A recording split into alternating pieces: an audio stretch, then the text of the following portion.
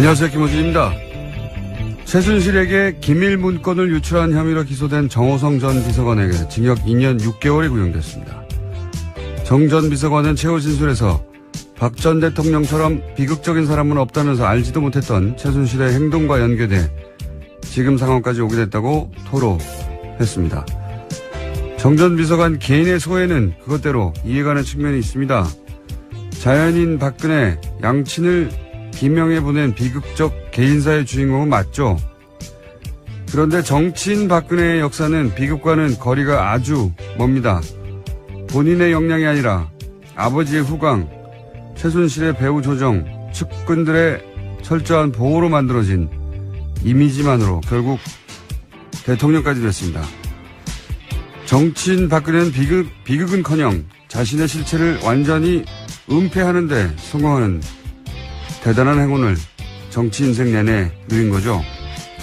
그 가짜 이미지가 들통나는 과정에서 국민들은 세계에서 가장 부끄러운 대통령을 선출한 국민이었다는 자괴감에 괴로워했습니다. 그렇게 비극은 정치인 박근혜가 아니라 대한민국 일반 국민이 겪은 겁니다. 자연인 박근혜의 비극적 개인사에 감정이입하고 여전히 가슴 아파하는 분들도 있습니다. 그분들의 감정과 기억은 존중돼야 하죠. 하지만 정치인 박근혜는 다시는 돌아볼 가치도 이유도 없는 자격미달 정치의 상징입니다.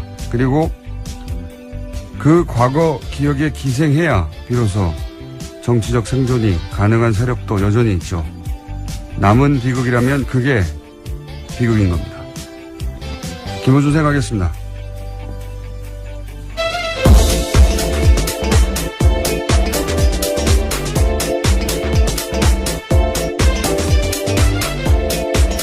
시사인의 김은지입니다. 다스 누울 겁니까? 네.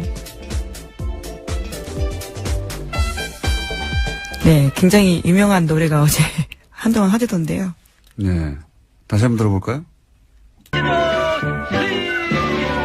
다스체죠. 하나, 둘, 셋, 넷, 다섯, 여섯, 일곱, 여덟, 둘, 셋, 넷, 다섯. 다리 운동. 하나, 둘, 셋, 넷, 다섯, 일곱, 여덟, 둘, 셋, 넷, 다섯. 자, 운동. 매일 아침 다스 체조를 들으시고 예, 스트레칭을 하시는 것도 좋은 방법일 것 같습니다. 스트레칭을 하신 다음에 네, 카톡이나 게시판에 다스 누울 거냐고 열심히 물어주시고. 자, 첫 번째 뉴스는 뭡니까? 네, 어제 2012년 국정원 댓글 사건에 대한 경찰의 수사 발표, 중간 수사 발표에 대해서 말씀드린 바가 있는데요. 대선 사흘 전 밤중에 이례적으로 경찰이 국정원 댓글 사건에 혐의가 없다라고 밝힌 바 있습니다. 그리고 국정원이 바로 또 똑같은 내용의 논평과 함께 당시 야당에 대해서 국정문란, 예. 국정문란으로 고소고발하겠다고 했었죠. 예, 10분 차이로 그런 일들이 있어서 검찰이 들여다보고 있다라는 건데요. 뿐만 아니라 새누리당에 대해서도 들여다보고 있다라는 기사가 나왔습니다. 박근혜 후보 같은 경우에는요, 당시에 국정원 댓글 공작 의혹에 대해서 증거 없다라면서 토론회 때 반박한 바가 있는데, 그날 박근혜 후보뿐만이 아니라 새누리당 김무성 선대위 총괄본부장도 수사 발표가 나온다라고 알렸었고요. 또 박성대 대변인도 오늘 중으로 수사 결과 나온다 이렇게 알렸었는데, 그와 관련해서 어떻게 정보를 알았냐를 알아본다는 거죠. 다 짠 거죠. 새누리당 입장에서는 당시 국정원 댓글 공작이 없었다고 해야 하는 상황이었고, 대선 3일 전이었기 때문에. 그래서 사실은 김무성 당시 총괄본부장은 낮부터 그런 얘기를 했어요. 낮부터. 예. 댓글 발견되지 않았다. 새누리당이 국정원에 지시하고 국정원이 경찰에 지시한 언제 발표하자. 언제 발표하느냐? 토론회 끝나고. 근데 그 마지막 토론회 때 박근혜 당시 후보도 알고 있었던 거죠. 예, 수사를. 알고 있을 수밖에 없는 게 그렇게 하라고 지시했으니까요. 예. 그래서 토론회 때는 댓글이 발견되지 않았고, 그렇게 국정원 댓글 공작이 사실이 아니면 책임져야 하고. 네, 그런 식으로 계속 몰아붙였습니다. 네. 문재인 후보를요. 그리고 나서 토론회 끝나자마자 경찰이 댓글이 없다고 발표를 하고 국정원도 바로 발표를 하고 다 짜고 판을 짜놓고 했던 거죠. 자신이 원하는 대로 수사 결과를 만들어냈고 토론회는 그걸 토대로 상대 후보를 몰아붙였고 그리고 나서 경찰이 발표하고 국정원은 고소고발한다고 하고 네, 그 당시 통화 내용만 보더라도요. 국정원 그리고 경찰청 서울경찰청 쪽이고요. 또 새누리당, 청와대까지 모든 관계자들이 계속해서 통화한 내용도 있다고 합니다. 당시 그러니까 선거를 사실은 국정원뿐만 아니라 모든 기관들을 동원해서 짜고 친 거죠. 뭐. 토론회까지도. 이 이야기는 사실 5년 전 대선 당시에도 나오긴 나왔어요. 어떻게 다 알고 있었냐 미리. 그리고 어떻게 이렇게 토론회 끝나자마자 한밤중에 경찰이 수사 결과를 밤 11시 발표를 하냐, 중간에 그것도. 네, 심지어 일요일 밤이었습니다. 정말 이례적인 일이었는데요. 이례적인 게 아니고, 지금 말도 안 되는, 그냥 이례적이라는 표현도 부족해요. 말도 안 되는 일이 벌어졌고. 왜냐면 선거가 3일 후니까요. 급하니까. 경찰이 급할 게 뭐 있습니까? 발표하고, 국정원도 고소고발한다고 하고, 이걸 다 짜고 한 거 아니냐. 아니냐가 아니라 짜고 했겠죠. 그걸 이제야 수사한다는 겁니다. 5년 전에는 그냥 넘어갔고. 자, 다음 뉴스는요? 네, 또 관련된 소식이 있는데요. 검찰 고위 간부가 박근혜 정부 국가정보원에서 댓글 공작을 은폐하는 TF에 포함됐다라는 한국일보 보도도 있습니다. 검찰이 관련 사실을 확인해서 소환 조사하겠다라는 건데요. 장호준 부산지검장입니다. 국정원의 근무 당시에 검찰의 댓글 수사를 방해하는 현안 TF에 포함됐다라고 합니다. 네, 그러니까 이제 뭐 국정원 수사를 방해한다는 건 이틀 전인가요? 3일 전에 얘기했던, 검찰에서 국정 댓글 수사할 때, 그때 세트로 가짜 사무실 만들어 놓고, 가짜 문서를 잔뜩 만들어서 그 사무실에 집어넣어 놓고, 여기가, 댓글 공작을 한 곳이니까 여기를 압수수색 하라고 했던. 네, 트루먼쇼 같은 장면을 연출했던 곳이죠. 그 사건을, 준비했던 TF에 부산지검장 포함되어 있었다는 겁니다. 그러면 뭐 수사를 해야죠. 지금 현직이니까요. 자, 댓글 관련해서 계속해서 새로운 뉴스가 나오네요. 다음은요. 네, 또 이명박 정부의 청와대가 사이버 컨트롤 타워를 두고 댓글 공작을 진두지휘했던 정황이 담긴 문건을 경향신문이 오늘 아침에 보도했습니다. 더불어민주당 이철희 의원실에서 입수한 자료인데요. 2008년 유관기관 보고 문건이라는 제목의 내용입니다. 여기를 보면 사이버 컨트롤 타워가 청와대 홍보기획관실과 위기정보 상황팀 두 축으로 편제되어 있는데 특히 국민소통비서관실의 역할에 대해서는 문건에는 국정 관련 인터넷 공간 통제를 위한 컨트롤 타워다라고 쓰여 있습니다. 여기서 중요한 포인트는 두 가지네요. 하나는 홍보기획관실 당시 책임자가 지금 현재 썰전의 박영준 교수 아닙니까? 네, 그렇습니다. 당시 홍보기획관이었습니다. 조만간 얘기가 나오겠네요. 그게 한 가지 있고 또 한 가지는 매일 대통령에 보고됐다. 매일 이명박 전 대통령에게 이런 게 보고됐다고 하는 문서가 나온 거죠. 네, 국민소통비서관실에서 국정원, 경찰, 군을 통해서 인터넷 여론 정보를 수집해서요. 한 쪽짜리 일일 여론 동향 보고서를 작성했다고 합니다. 그 국민소통비서관실의 업무를 보면 지금 소위 말해서 이제 여론 조작의 타워였던 거죠. 컨트롤 타워 역할을 했던 그 업무를 보면 사이버상의 여론 수집, 다 사이버예요, 이게. 사이버 컨트롤 타워니까. 사이버상의 여론 수집, 사이버상의, 악성 루머 유포자 색출, 인터넷 토론방 등 악성 게시물 대응. 이걸 사이버상에서 하려면요, 모든 게시판을 다 들여다봐야 돼요, 주요한. 그리고, 기본적으로 이렇게 유포 색출을 하려면요, 카톡도 봐야 돼요. 어떻게 유포되는지 어떻게 압니까? 기본적으로 당시 게시판과 카톡, SNS가 전 국민적 사찰을 당하고 있었다. 이런 정황의 하나라고 보는데 이것도 수사 대상이 돼야 되겠죠. 네, 문건이 나온 거라서 수사에 들어갈 수밖에 없습니다. 자, 그 당시에 어떻게 여론 조작을 했고 댓글 공작을 했는지에 관련된 뉴스가 끊임없이 나오네요. 새로운 게. 예. 또 있습니까? 네, 또 오늘 아침 한겨레 신문 같은 경우에는 해킹 관련된 소식을 보도했는데요. 이명박 정부 시절에 국정원이 미스 USA라는 사이트를 해킹하려는 계획을 세웠다라는 겁니다. 관련된 해킹 계획 문건이 나온 건데요. 미스 USA 같은 경우에는 미주 최대 여성 온라인 커뮤니티입니다. 뿐만 아니라 박근혜 정부에서도요. 해당 사이트가 2차례 해킹 공격을 받은 적이 있는데 이것도 국정원이 관련돼 있을 가능성을 보고 국가정보원 적폐청산 TF가 조사를 진행하고 있습니다. 여기는 이제 해외 미주뿐만이 아니라 해외 교민들 온라인 커뮤니티 중에서 최대 커뮤니티로 저는 알고 있는데 이게 윤창중 전 청와대 대변인 성추행 관련해서 여기서 먼저 나왔어요. 예, 네. 단독한 곳이죠, 여기가요.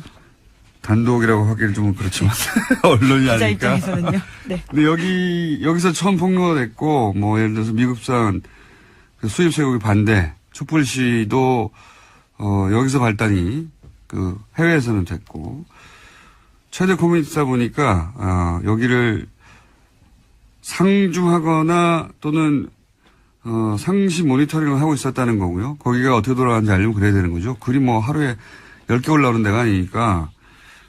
그런데 해외에서도 이런 걸 상주하고 혹은 담당자가 있었다면 국내 커뮤니티는 뭐 당연히 있지 않았겠습니까? 국내 대형 커뮤니티도 당연히 상주하는 담당자가 있었을 것이다. 연결을 생각해 볼 수 있고요. 그리고 국내 게시판들의 해킹이나 또는 개입은 없었겠는가. 그리고 그냥 상주만 했겠냐. 쳐다보기만 했겠냐. 다른 데는 댓글을 다는데 이 게시판에 상주하고 담당하면서 게시판에 직접 여러 가지 아이디로 글을 안 달았겠는가. 예. 당연히 했겠죠. 그러니까 이제 본인들이 잘 가는 대형 커뮤니티에는 항상 상주하고 모니터링하고 개입하고 심지어는 필요하다면 해킹도 해서 필요한 일을 하는 그런 국정원 담당자가 있었다라고 강력하게 추정하는 바입니다. 예. 해외에 있는 사이트도 이렇게 하는데요. 본인들이 잘 가는 그런 게시판들에 눈에 잘 띄는 아이디나 혹은 뭐 아이디가 계속 변해가면서 여러 가지 활동하는 분들 주목해서 보시기 바랍니다. 예. 담당자일 수도 있습니다. 자, 다음 뉴스는요. 네, 또 박근혜 정부 당시 국정원에서는요, 북한 관련 정보도 조작해서 청와대에 보고했다고 합니다. 예를 들어서 2013년도에 북한 김정은의 고모부인 장성택이 수청된 바가 있는데요. 청와대에다가 국정원은 이렇게 보고했습니다. 관련해서 오히려 북한의 체제가 안정되지 않을 거다라고 했는데요. 실제로는 사실과 다른 정보였다라고 합니다. 그런 얘기도 그때도 있었어요. 뭐냐면 소위 이제 권력의 이전, 그러니까 아버지 때의 사람이었기 때문에 흔들 수도 있는 사람이 축청됐으니까 더 권력이 공고화된 거 아니냐 그런 얘기가 있었는데 국정원 내에서도 그렇게 보고했다는 거잖아요. 공고화될 것이다 오히려. 예, 그렇죠. 그런데 박근혜 정부에서는 이제 북한이 흔들린다. 예, 붕괴가 정반대로. 되고 예. 예. 곧 망한다라는 것만 올렸다라는 거죠. 국정원에서 정상적으로 보고하는 내용도 예. 박근혜 정부에서는 자신들의 업적이 아니라 그렇다면 뭐 했냐는 소리를 듣게 되잖아요. 그러니까 자신들이 대북 정책을 잘못했다는 말을 들을까봐 국정원의 정상적인 보고도 정반대로 자신들의 광고 홍보에 도움이 안 되면 정반대로 통일은 대박이고 곧 북한이 무너진다고 예. 그런 얘기로 완전히 정반대 얘기를 했다는 거죠. 네, 안보가 제일 중요하다고 했지만 사실을 다 왜곡한 겁니다. 자기들이 제일 중요한 거예요. 그냥 안보가 중요한 게 아니고. 예. 예, 보수의 가치를 늘 내세우니까요. 자기들의 안보가 가장 중요한 거죠. 항상. 그러니까 국정원에서 보고한 내용조차 정반대로 지금 홍보한 거 아닙니까? 그렇죠. 심지어 남재준 원장한테 직보된 사항이라고 하는데요. 전혀 반영이 되지 않고 오히려 반대로 올라갔다라고 합니다. 반대로 올라갔거나 혹은 뭐 정상적으로 올라왔는데 반대로 청와대에서 써먹었거나 했겠죠. 여하간 대북 관련해서 북한의 체제가 더 공고해지고 있다는 국정원의 보고도 정반대로 써먹었다. 예. 신선하네요. 그 내용은. 자, 하나 두 개 정도 더 할 시간이 있는 것이 오늘은 리얼미터가 예. 미리 들어와서 자기 짧을까봐 어제 이후로 자꾸 난임이 늘어가고 있네요. 예. 정청래 의원도 예. 갑자기 시간과의 싸움입니다. 전화한다고 하더니 걸어와가지고 그 사이에 걸어왔어 그러더니 자 리얼미터 조용히 난입해서 앉아있습니다. 예. 다음 뉴스 한두 가지 정도 하죠. 네, 이명박 정부 시절에 자원외교 실패했다라는 평가는 계속해서 받고 있는데요. 또 관련된 뉴스가 나왔습니다. 어제 JTBC가 보도했었는데 이명박 정부 당시에 3,300억 원을 투자했던 북미 지역 가스전 개발이 있습니다. 이와 관련해서 전액을 모조리 날렸다라고 합니다.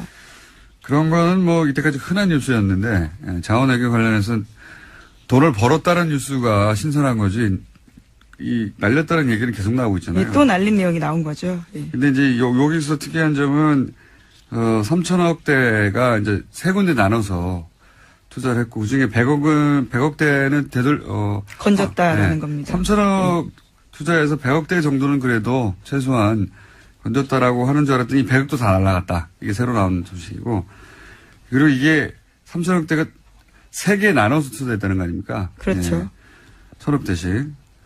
이게 정말 말이 안 되는 게 3천억이 아니라 이제 30억짜리 아파트라고 칩시다. 어마어마한 사실은 30억짜리면 아파트죠. 국내에서 아마 최고급 수준의 아파트겠죠. 근데 그 집을 세 채를 누군가의 소개를 받거나 해가지고 집을 샀어요. 근데 이 집이 알고 봤더니 빵원이에요. 가치가. 그러면 이게 세 개를 연속으로 다 빵원이에요. 단순히 사기를 당한 걸까요? 아니면 누군가 중간에 같이 공모해서 해먹은 걸까요? 그게 참 연속해서 사기당하는 게 쉽지 않은데요. 예. 연속해서 이 사기를 당했다는 게 말이 되나요? 그것도 30억도 이해가 안 가는데 3천억을? 저는 이거는 누군가 중간에 해먹지 않고서 있을 수 없는 일이다. 그리고 자원외교마다 이런 일이 벌어져요. 모든 자원외교마다. 하나같이. 예. 그래서 그 돈이 몇 조의 단위라는 거 아닙니까? 이건 누군가 사기를 쳐서 당한 게 아니라 투자에 실패한 게 아니라 아파트 30억짜리 3개 연속으로 사는데 빵원 되면 그게 투자에 실패한 겁니까? 뭔가 어딘가에 사기가 있는 거지. 근데 3천억, 30억도 그런데 3천억이 그렇게 그냥 투자 실패라고 넘어간다는 게 말이 되나요? 저는 이건 거대한 사기라고 봅니다. 거대한. 이번 정부에서 밝혀줘야 할 텐데요. 오래 지나갔는데. 하나 정도 더 할까요? 리얼미터에서 눈빛이 좀 초롱초롱한데. 네, 하나만 짧게 전해드리면요. 검찰이 무소속 이정현 의원을 최근에 피의자로 불러서 조사했다고 합니다. 이 의원은 박근혜 정부 시절에 홍보수석이었었는데요. 세월호 참사 당시에 KBS 보도에 압력을 행사한 혐의를 받고 있습니다.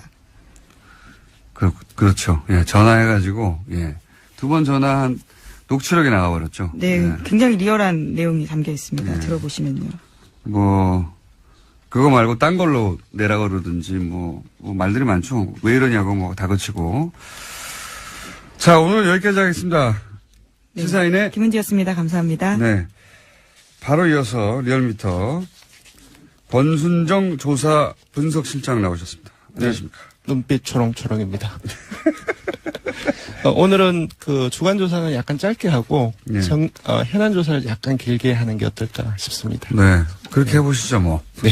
자, 왜냐하면은, 이 정당이나 대통령 지지율이 올랐다고 해봐야, 맞습니다. 뭐 1%네. 근데 떨어졌다고 해봐야 또 1% 내외예요. 그래서 뭐, 사실은 변동이 없다고 해야 되는 지지율이에요, 대부분. 예, 세부적으로 보면 변동이 있긴 한데, 네. 전체적으로 보면 변동을 좀 파악하기 좀 힘든 양상이죠. 그래서 매주 나올 필요가 없어요. 들어가겠습니다. 네. 대통령, 지지율은, 보니까 소폭 내렸네, 0.4%. 네, 문 대통령은 67.4%를 기록했습니다. 0.4%포인트 소폭 내렸고요. 4주째 1, 2포인트 미미한 변동폭으로 60% 후반 지지율이 계속 이어지고 있습니다. 잠시 보면은 이제 경향이 보이는데요. 보수층에서 3주 연속 떨어지고 있습니다. 1.7, 2.8, 4.8%포인트. 반면 진보층에서는 3주 연속 올라가고 있어요. 그러니까 이전에도 계속 말씀을 드렸는데 여야 정치 공방이 이제 많아지고 그런 과정들 속에서 진영 간의 양극화가 일어나는 것들이 계속 나타나고 있고요. 이제 보수 정당이 예. 합친다는 얘기도 나오고 하니까요. 네, 그런 영향도 있습니다. 다음으로 정당을 넘어가면 민주당도 역시 내렸습니다. 1.4%포인트 내린 48.7%를 기록했고요. 자유한국당은 아주 약간 올랐습니다. 0.4% 오른 18.5%를 기록했습니다. 완만한 상승세입니다. 국민의당도 완만한 상승세를 이주영석 기록하고 있는데요. 역시 0.4%포인트 오른 6.6%이고요. 바른정당은 조금 폭이 약간 큽니다. 0.9%포인트 내린 4.9%로 정의당과 함께 최하위로 밀려났습니다. 정의당은 지난주와 동률인 4.9%. 이게 사람들 기억도 못합니다. 0.4, 0.5, 0.9. 예, 거의 비슷한 지지율이 4주째 이어지고 있다. 앞으로는 이 정도면 그냥 변동 예. 없다고 해주세요. 예, 오차 범위 이내로 변동 없다. 네. 다만 추세는 이러하다. 완만한 네. 상승세, 완만한 네. 하강세, 혹은 보합세. 사실은 이 정도면 다 보합세라고 봐야 됩니다. 그렇죠. 보합세로 봐야 되고, 예. 다만 눈여겨볼 것은 좀 양 진영이 이제 보다 이제 양극화돼서 그렇죠. 예, 그 양상이 지속되고 있다. 소위 이제 중도층이 조금씩 줄어들고, 조금씩 진보 보수 쪽으로 겹집하는 양상. 그렇다고 해도 너무 적습니다. 네. 퍼센티지가 아직은 지형이 변했다거나, 유권자 구조가 좀 바뀌고 있다거나 그렇게까지는 아닌 것 같고. 그렇지 않습니다. 네. 그렇지는 않은 것 같고. 네. 약간씩 변동이 있다. 0.1% 전후반으로 네. 그렇게 추세를 보시면 될 것 같습니다. 맞습니다. 자, 네. 좀 길게 해보자는 현안 조사는 뭡니까? 네. 요즘 국감이 열리는데도 불구하고 몇 주 동안 정당 간 통합이 정말 그 언론의 핫 이슈가 되고 있습니다. 그래서 정당 간 통합 방안에 대한 국민 여론을 조사를 했는데요. 그러니까 네. 국민과 발언에 찬성하냐 반대냐 혹은 한국과 발언에 찬성하냐 반대냐 이게 아니고 전체 다 맞습니다. 예, 한 문항을 따로 떼어서 보면 일정한 정도의 편향이 나타날 수 있습니다. 그래서 지금 얘기되고 있는 모든 통합 방안들 그리고 모든 통합 방안을 원치 않는 사람들도 있을 수 있기 때문에 통합을 반대하는 부분들도 다 넣어서 전체적으로 조사를 해봤는데요. 모든 통합 반대, 어떤 통합도, 그러니까 한국 발언, 민주, 국민 발언, 어떤 통합도 원치 않는다, 바람직하지 않다라고 보는, 응답이 38.7%로 가장 많이 나왔습니다. 굉장히 높네요. 예. 반면 한국 발언 통합은 17.1%, 그리고 민주, 국민 통합은 16.3%, 그리고 국민 발언 통합은 13.9%로 새 통합 방안 전체가 10%대에 머물고 있습니다. 반면 앞에 보신 대로 모든 통합을 반대한다는 것이 한 10명 중 4명 정도이고요. 그래서 전체적인 민심은 비록 이제 언론에서는 이제 여러 가지 통합 방안에 대해서 많이 얘기되고 있지만 국민들이 생각하는 전체적인 민심은 이러한 통합들을 반대하는 여론이 좀 주가 된다. 이게 아마 인위적이라고 보는 것 같아요. 예. 맞습니다. 이런 통합이 절대적으로 필요하다라고 하는 국민들 여론이 있다기보다는 정당의 필요에 의해서 이게 인위적으로 이루어지는 거니까. 맞습니다. 지방선거를 앞두고 일부 이제 조그만 어떤 정당들 같은 경우 일종 서바이벌 통합이라고 볼 수도 있고요. 금방 말씀하신 것들은 정치화학적 통합. 그러니까 이러한 부분들도 국민들도 다 알고 있다는 거지요. 모를 수가 없죠, 뭐. 네. 근데 이제 자신들의 그 이념적 지향에 따라서 조금씩 다 갈리긴 하겠죠. 네. 국민 발언의 통합 같은 경우는 노년층, 보수층에서는 지지가 있겠죠. 네. 그렇습니다. 이제 이름에도 불구하고 정당 지지층별로 나는 어느 정당을 지지한다. 각각 다르지 않습니까? 네. 정당 지지층을 보면 재밌는 결과가 나왔습니다. 그러니까 정당 지지층별로는 통합 방안에 대해서 선호가 뚜렷하게 나타났는데요. 요약을 하자면은 짝짓기가 되어 있습니다. 국민의당 지지층과 바른정당 지지층이 짝짓기가 되어 있고요. 그리고 한국당 지지층 같은 경우는 바른정당에 대해서 짝사랑을 하고 있는 그런 형사이고요. 한국당 지지층은 바른정당과 통합해야 한다가 1위고. 예, 1위입니다. 압도적으로 1위입니다. 68%. 여기는 통합이라기보다는 흡수로 받아들일 테니까요. 다 예, 흡수해서 등치를 키워야 된다. 예. 한국당 지지층은. 근데 국민의당 지지층이나 이제 바른정당 지지층 같은 경우는 각각 35% 그리고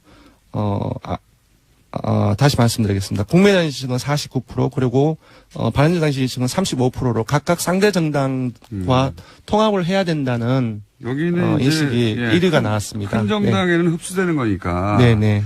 이렇게 사이즈가 비슷한 것과 네네. 서로 해야 된다고 하는 인식이 있는 것 같고. 네. 그래서 민주당 지지층은 예, 어떻습니까? 민주당 지지층은 이제 팔짱을 끼고 있는 거죠. 그러니까 되게 부정적인 인식을 가지면 이렇게 국민 발언 또는 이제 한국당과 이제 바른정당과의 통합 이런 부분들에 대해서 팔짱을 끼고 부정적으로 보고 있는 상황입니다. 민주당 반대가 지지층은 모든 통합 반대가 절반이 예, 넘어요. 절반이 넘습니다.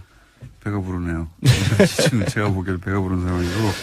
예, 지난주에 연령대별로는 어떻습니까? 연령대별로는 사실상 모든 지역 40대 이하 가 이제 그 모든 통합을 반대한 여론이 많았는데요. 40대 이하는 모든 통합에 반대한다가 가장 많고. 예, 호남 그리고 TK, PK를 포함해서 모든 지역에서 어떤 통합도 바라지 않는다가 1위가 나왔는데요. 40대까지는 그렇고. 네. 50대는 어떻습니까? 50대는 민주당과 국민의당의 통합이 1위로 나왔습니다. 50대에서 1위고. 60대는 역시 60대 이상과 그리고 보수층에서는 한국당과 바른정당의 통합이 1위로 나왔습니다.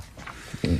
충분히 예측 가능한 정도의 결과이긴 한데 네. 모든 통합의 반대가 이렇게 높을 줄은 몰랐습니다. 네, 그리고 무당층을 잘 봐야 됩니다. 지난주에 국민의당 정책연구소가 이제 여론조사 결과를 발표를 하면서 통합 시너지를 얘기를 하지 않았습니까? 그러니까 통합 시너지라는 것은 사실상, 기존에 지지하고 있는 정당 지지층들을 끌어오기는 조금 힘들다고 봤을 때 무당층에 일단은 타깃이 될 수 있습니다. 여기서 본다고 한다면은 무당층에서도 어떤 통합도 바라지 않는다 가장 많이 나왔어요. 그러니까 통합 논의는 많은데 네. 예, 국민 일반의 여론은 40% 가까이 모든 통합에 반대한다. 네. 40대 이상은 지역 불문하고 다 반대한다. 맞습니다. 50대, 60대는 각각 네. 50대는 민주당과 국민의당. 그리고 네. 60대는 자유한국당과 바른정당의 통합이. 통합을 예. 통합을 원하는 게 1위다. 네, 그렇습니다. 알겠습니다. 네. 개요는요? 네. 이번 주정조사는 TBS 의뢰로 전국 19세 이상 성인을 대상으로 이번 주 월요일부터 수요일까지 무선 80%, 유선 20%, 전화면접, 자동응답, 혼용 방식으로 실시했습니다. 최종 응답자는 1,512명이었고요.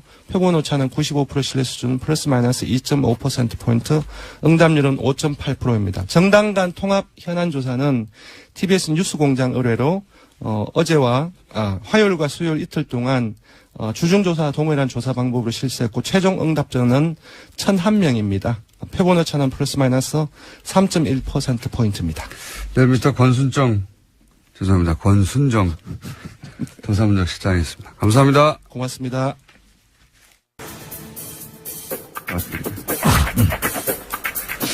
자, 이 코너의 제목이 아직 정해지지 않았는데 제가 임시로 정했습니다. 요요 커플이라고 요괴와 요물의 만남.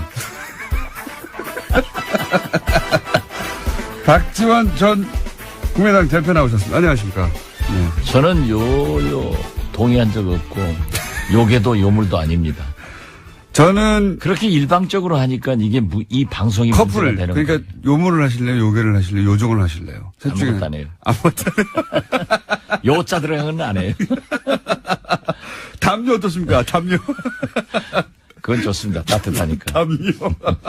좋습니다. 저는 요정하고요. 담요 하시죠, 그러면. 알겠습니다. 지난주 방송이 너무 긴박감 있고 재밌었다고 하는 이야기가 많습니다. 댓글이 많이 붙었어요? 댓글도 많지만 이제 여기저기서 연락도 오고 네. 긴장감이 되게 있었다. 재밌었다. 왔다 갔다. 그럼 제 출연료를 올려줘야 돼요. TBS 사장님하고 얘기하시고요. 그거는. 아무튼 불리한 것은 다 빠져나가요.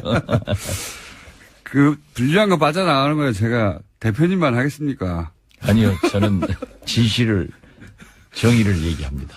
자, 지난주에 우려하고 걱정하시는 상황들, 그렇게 돼서는 안 된다고 하는 것들은 이제 그렇게 돼서는 안 된다고 하는 말씀대로 됐어요. 그렇죠? 통합적으로는 이제 못 가는 거 아닙니까? 당장 그죠? 꺾인 거죠? 그 드라이브는. 아직은 불씨가 있는 것 같아요. 그래요? 왜냐하면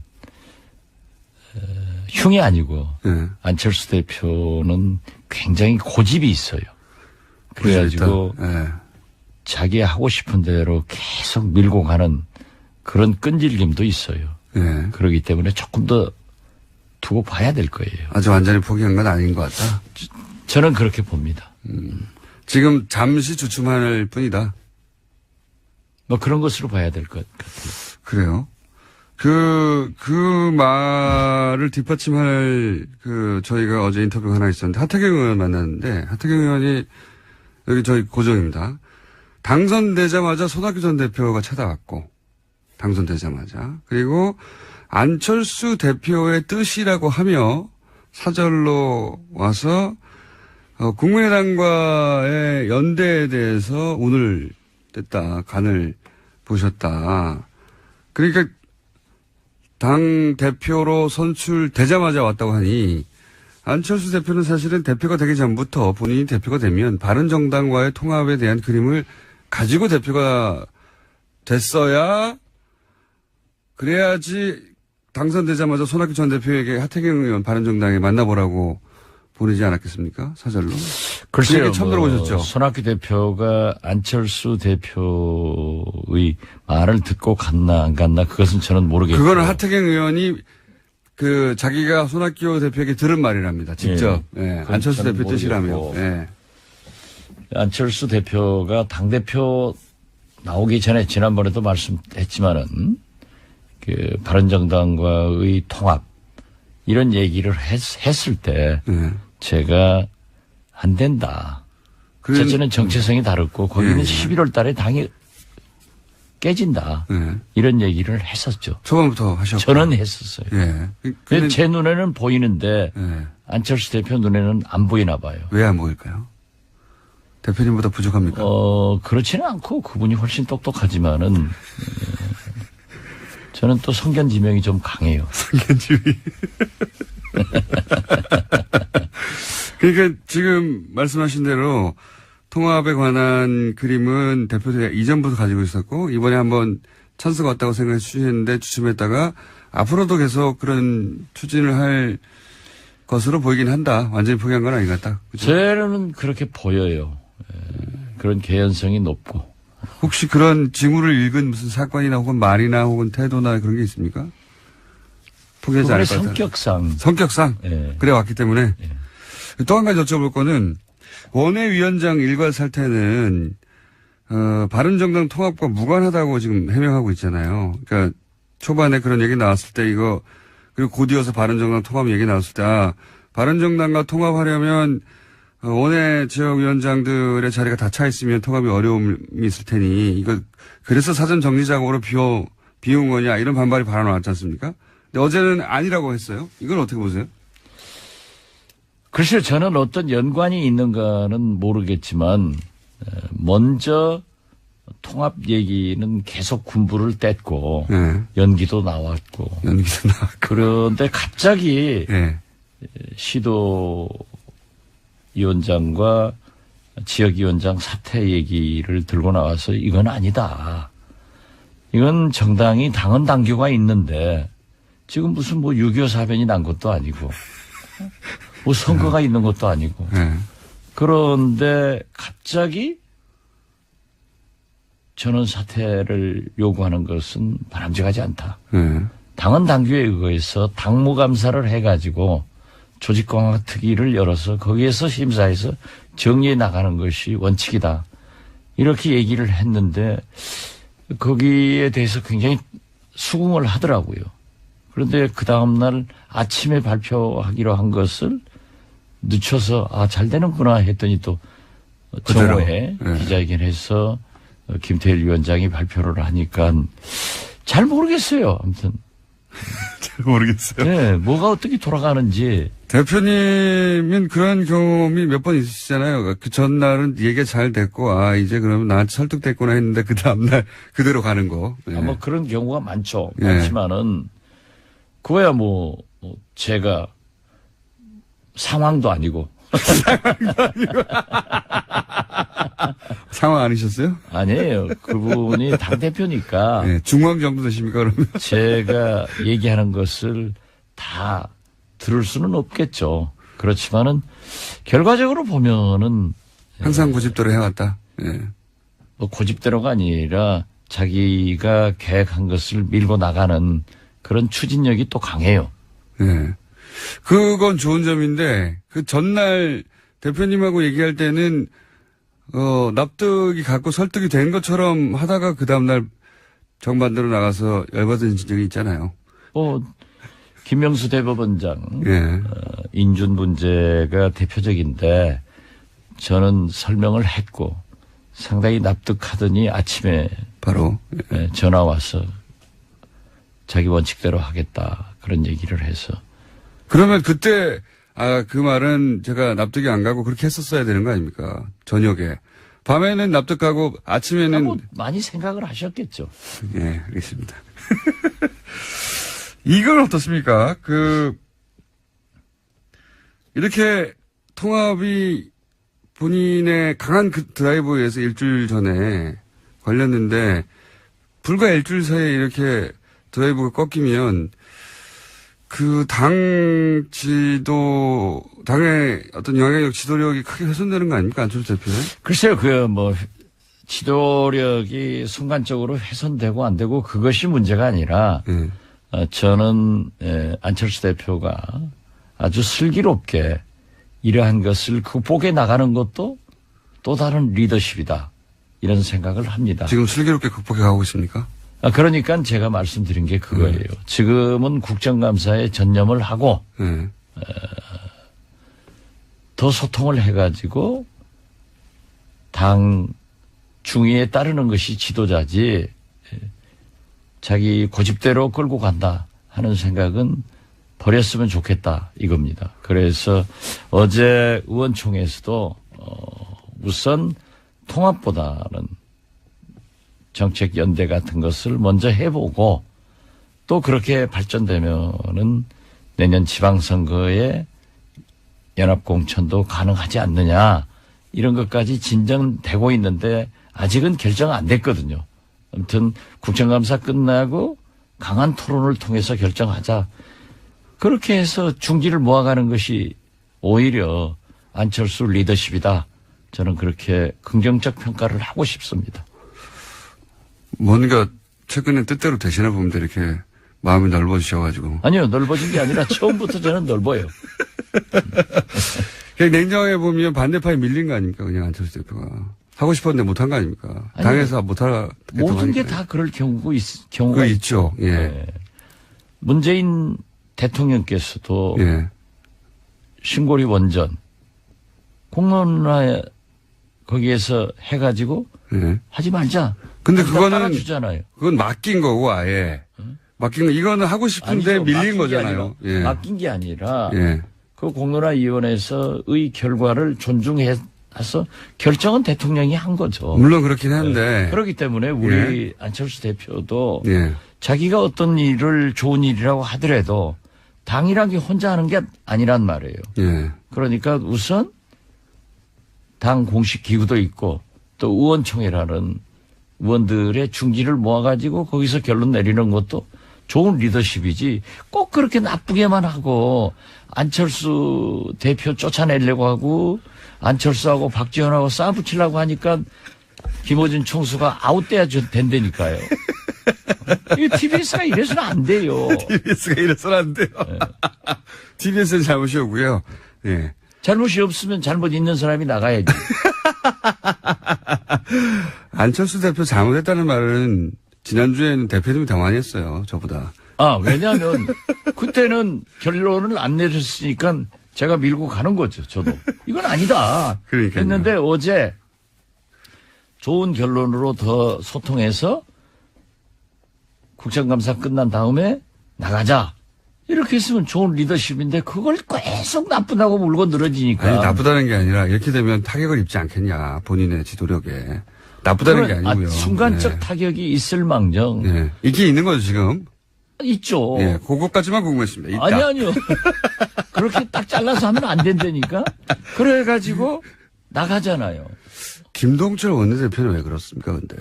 이분의 궁금한 겁니다. 제가 타박을 하자는 게 아니라, 오전과 점심과 저녁에 워딩이 조금씩 다릅니다. 정반대일 때도 있어요. 그쵸?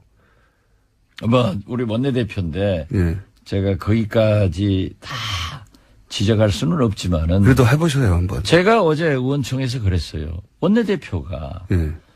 의원들을 독려해서 국정감사를 잘 이끄는 것이 리더십이지 왜 당내 문제로 왔다 갔다 하느냐.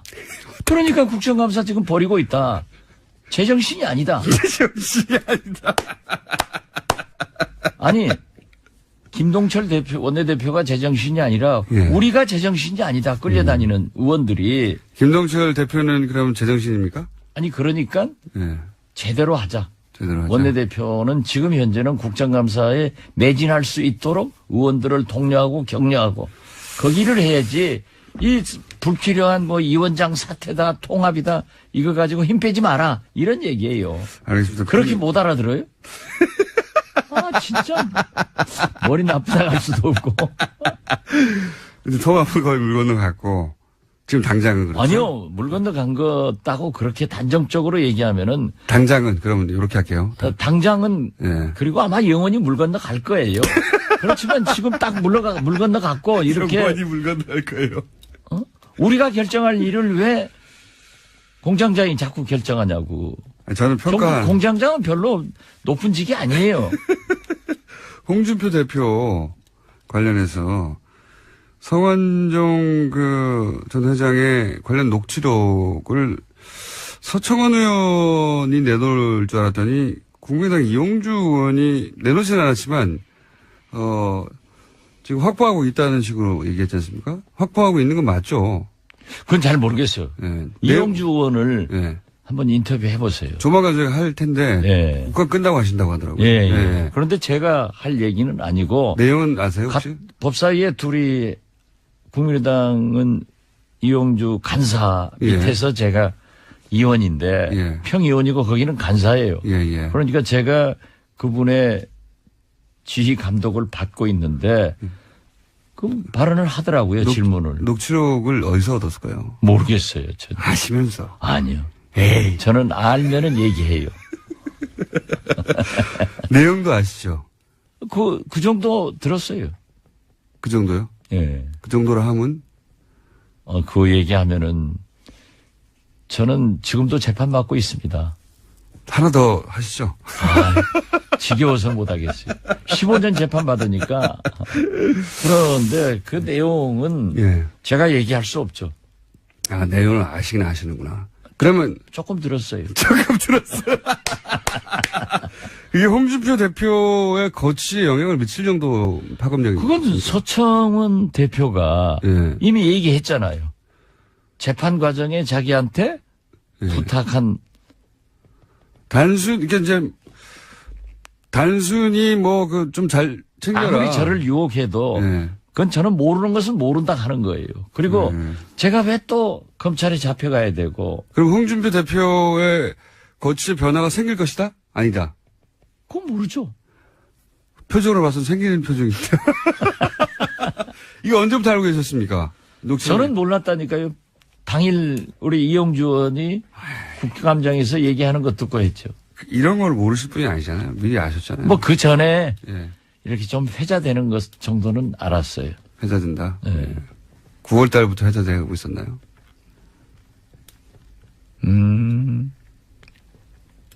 이게 10월, 8월, 7, 8월부터. 그때 그러니까 진작부터 알고 계시구나. 서청원, 최경환 네. 두 의원을 출당시킨다. 예, 했을 이렇게 때부터 붙을 때 나오더라고. 이미 그때 나왔었던 네. 내용이요. 예. 이 홍준표 대표와 이 친박 진영의 이 다툼과 갈등은 누구의 승리를 끝이날까요? 전망입니다, 그냥. 모르겠어요. 그런데 이용주 의원이 말씀을 했는데 질문을 했는데 그 후 두 분 쪽에서 아무런 반응이 없더라고요. 더 두고 봐야죠. 나무집 싸움에 왜 우리가 개입해요? 잘 싸워가는데. 아니, 이제 고수로서, 예. 전망을 해보자면, 왜 저쪽에 합쳐질 거다, 바른정당, 이런 얘기 하시잖아요. 그건 진작부터 하셨지 않습니까? 진작부터. 그것도 안 보여요? 그걸 보이는데. 누구하고 똑같네. 누구하고 똑같네. 이 두 축의 싸움. 그러니까 왜냐면, 홍준표 대표와 친박 진영의 싸움은 굉장히 중요하지 않습니까? 그 이후에 자유한국당의 진로에. 그 전망은 어떻게 하십니까? 이미 예. 홍준표 대표가 박근혜, 예. 서청원, 최경환 이런 분들에 대해서 성공적으로 조치가 완결되건 안 되건 예. 효과는 다 얻었어요. 효과는 얻었다. 예, 그래서 바른정당의 의원들이 돌아갈 명분은 만들어준 거예요. 그렇죠. 예. 그런데 서청원, 홍준표 이 두 분의 싸움에 간도도 하나, 둘, 셋, 넷, 여섯, 일곱, 여덟, 둘, 셋, 넷, 여섯, 다리 운동.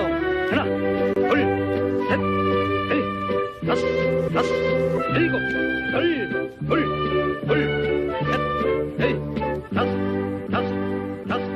다리 운동. 김어준의 뉴스 공장. 오랜만입니다.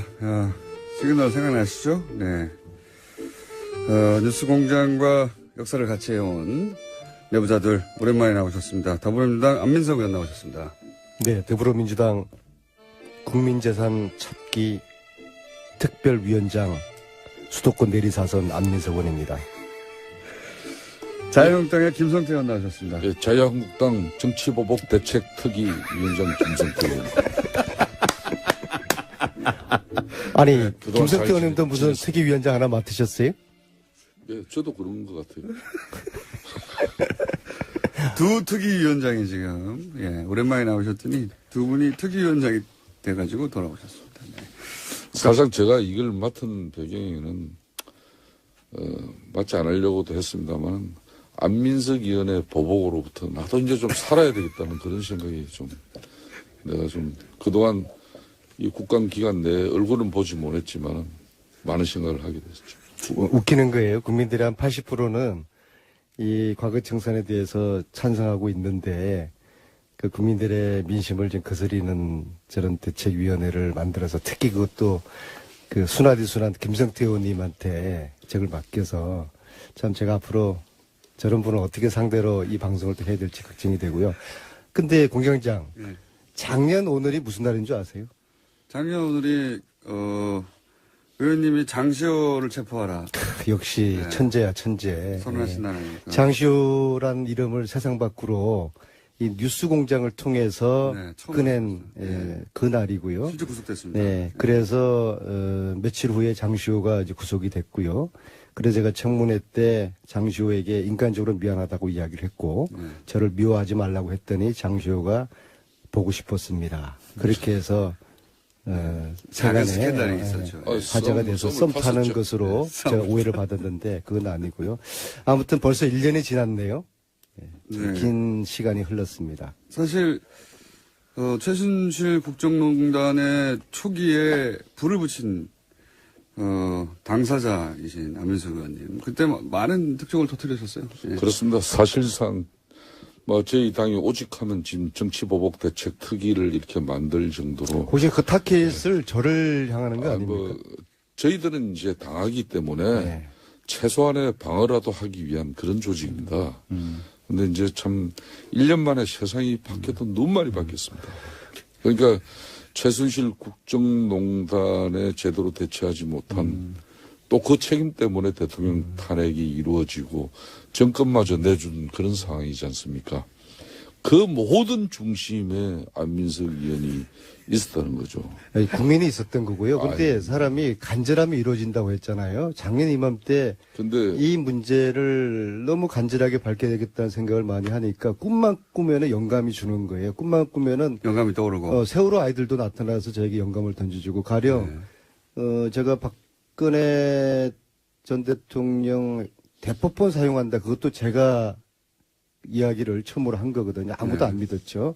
근데 어느 날 작년 이맘때쯤에 아침에 딱 일어났는데 아이들이 꿈속에 딱 나타나면서 그 대포폰 이야기를 저한테 꿈을 제가 깨는 순간, 대포폰, 최순실과 박근혜가 대포폰을 사용하지 않았을까.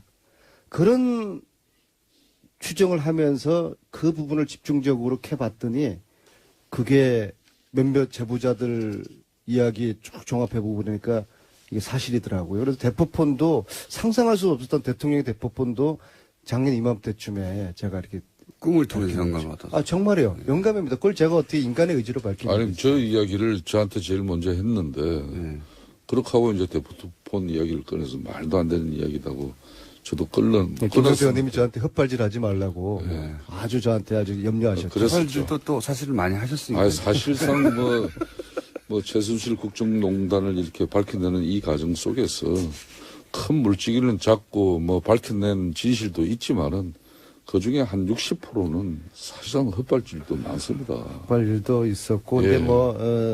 근데 그만큼 이제 간절하다 보니까 그런 또 실수도 있고. 안민석 의원께서 이제 뭐 그런 진정성에 대해서. 그런데 정치 보복 대책을 뭐 어떻게 하시겠다는 거예요? 그러니까 이런 겁니다. 지금 민주당이 문재인 정권이 들어서고 적폐청산이라는 미명하에 사실상 전방위 어떻게 보면 인민재판식 한마디로 이런 국정 운영이 단행되고 있어요. 그중에 상당한 부분은 정치 보복과 관련되어 있는 겁니다. 그러니까 국민들에게는 어찌 보면은 뭐 청산하고 또 새롭게 만들어가는 그 핵심의 모습이 시원하게 보이는데, 그럼 그렇게 하기 위해서는 특정 그러니까 정치 세력에만 한정 짓지 말고 과거에 그러니까 이러이러한 모든 잘못된 어떤 부분들은 같이 이렇게 달아줘야 되는데, 그러니까 유독 박근혜 정권과 그리고 이명박 정권에서의 적폐만 지금 문제를 삼고 있어요. 그럼 지난 과거 DJ 정부 때 2,000여 명의 사찰을 이뤄낸 미림팀이라고 하실 겁니다. 그건 전화도청팀이에요. 미림팀.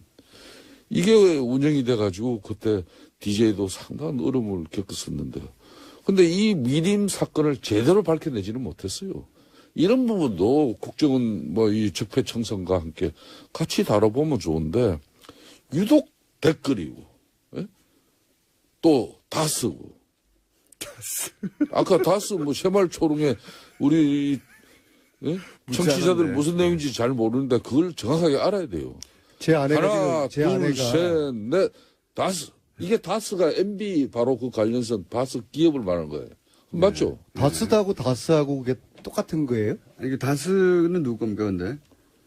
다스는 제야의 음모론자인 좋은 정보력을 가지고 있는 우리 김어준 공장장군이 내보다 정보력이 많은데. 의원님 어떻게 생각하십니까? 내가 그걸 알겠습니까? 의원님. 이거는 그러니까, 법률적인 판단을 윤석열 자, 검사가 그러면은 정치 보복 반대하시는 김성태 위원장 입장에서는 다스 수사하지 않아야 됩니까? 저는 진실을 밝히고 의혹을 해소하는 일은 정권이 해야죠. 해야 되죠. 그렇지만 이걸 마치 국정운영 기술자 설계하시는 분들이 탁탁 이거 다음에는 뭐 하고 이런 식으로 하지 마라 이거예요. 그럼 국정원 댓글은 어떻게 할까요? 국정원 댓글은 지금 얼마나 지금 수사를 하고 있습니까? 이미 깜빵 구속시키고 다 했잖아요. 4대강 비리 밝혀야죠. 4대강 비리는 감사해도 2번 하고 국회 국정조사를 비롯해가지고 얼마나 많이 특위를 했습니까? 그건 자기들끼리 한 거고요. 그렇지 않아요. 자원외교 비리 밝혀야죠. 자원외교 비리 밝히세요. 네. 방해산업 비리 밝혀야죠. 이런 거 하자는 겁니다. 지금 카이 지금 사천에 이제 한국 근데 이런 거 하자는 건데 이걸 왜 정치 보복으로 몰아붙이세요? 제가 이야기 들은 것은 특정 정당과 관련된 그런 정치인들의 과거사만 신상 털기하고 또 끄집어내가지고 그걸 처벌하는 방식으로 가는 건 맞지 않다는 거예요. 이방인의 까미 제가 이야기 한번 외워보시라고 그랬잖아요. 어제의 죄를 용서하는 것, 내일의 더 큰 범죄에 용기를 주는 것이다. 독하게 청산해야죠. 안민석 의원님, 블랙리스트 정말 나쁜 거죠, 그죠? 그거 조사해야죠. 조사해야죠. 예.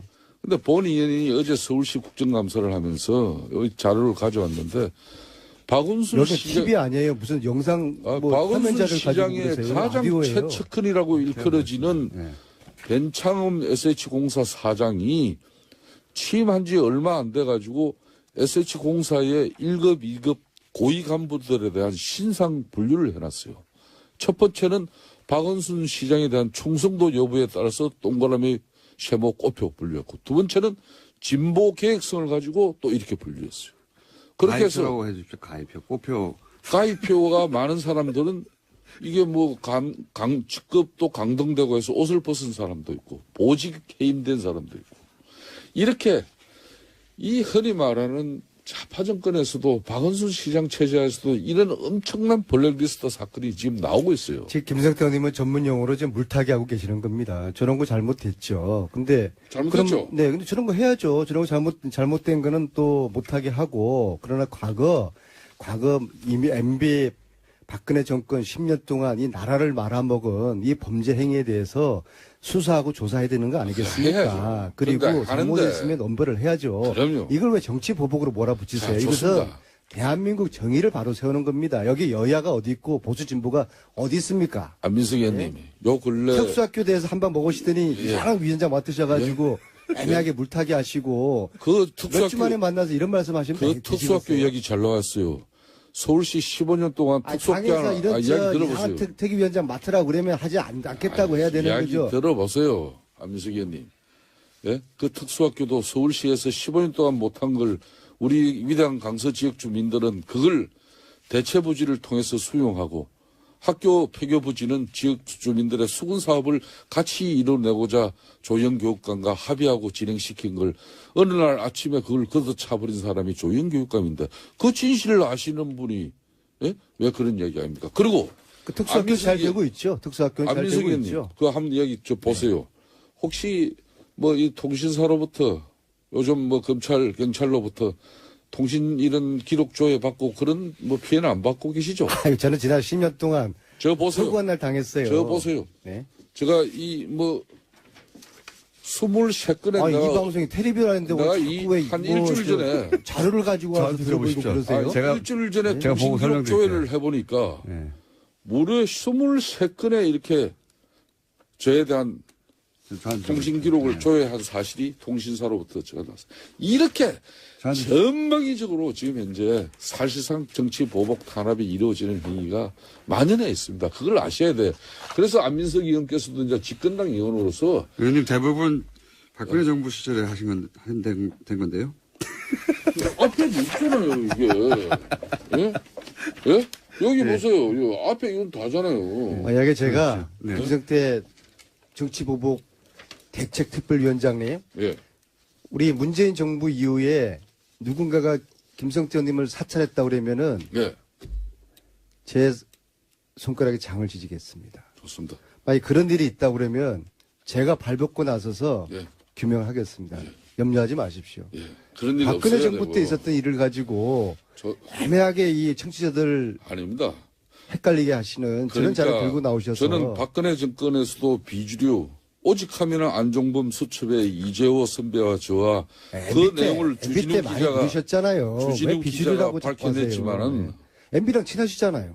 MB하고는 관계없죠. 친하시죠? MB 때도 저는 18대 국회도 소장계획파 그 유명한 민본 21의 핵심위원이었습니다. 지금 일본이 정치보복 그렇게 유명하지 운운하는 게 핵심이 MB를 사수하라 이거 아닙니까? 아니 잠깐만요. 가장 두려워하는 게 MB 무상급식 먹는 거 이거 무서워하는 거 아닙니까? 저희들은 MB하고 박근혜에 이어서 MB까지도 무상급식 먹게 되면은 우리 난리 난다. 내년 지방선거 거들난다. 이거 아닙니까? 그러니까 저는 좋아요.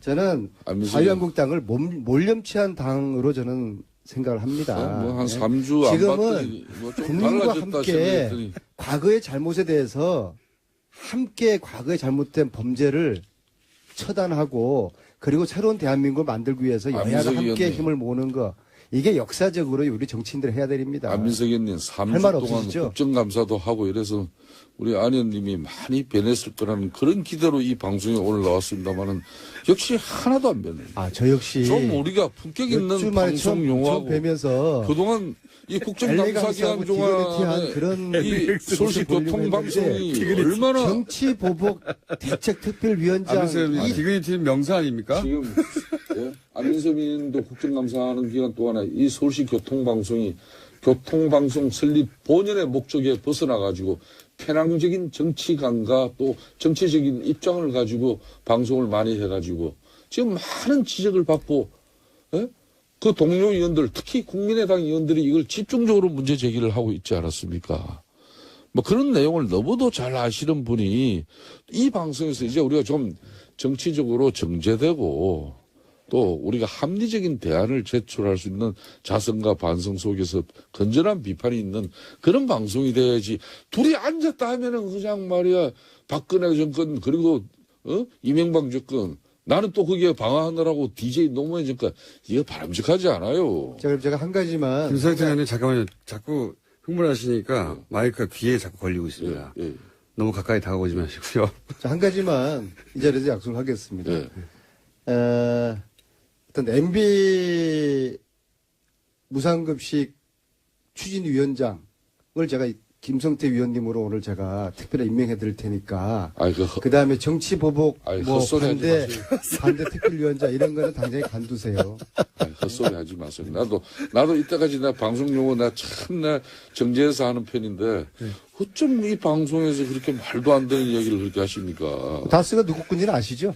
다스를 밝혀내세요. 누구 건지 아시잖아요. 그건 민주당이 알지 내가 아는 거예요? 아시면서. 알면은 나한테 정보 좀 주세요. 진짜 모르세요? 아유, 오직하면 윤석열 중앙지검장도 그건 법률적으로 판단해야 되기 때문에 수사를 해본다는 거 아니에요? 다스가 MB께 아닙니까? 수사를 해보면 나오겠죠. 그럼 다스가 MB께 아닙니까? 그건 윤석열 중앙지검장의 말을 믿으세요. MB하고 친하시잖아요. 다 아시면서. 다 아시면서. 아니, 사람이 말이에요. 예. 참 안민석 의원이 제가 좋아하는 동생이고 참 안전했어요.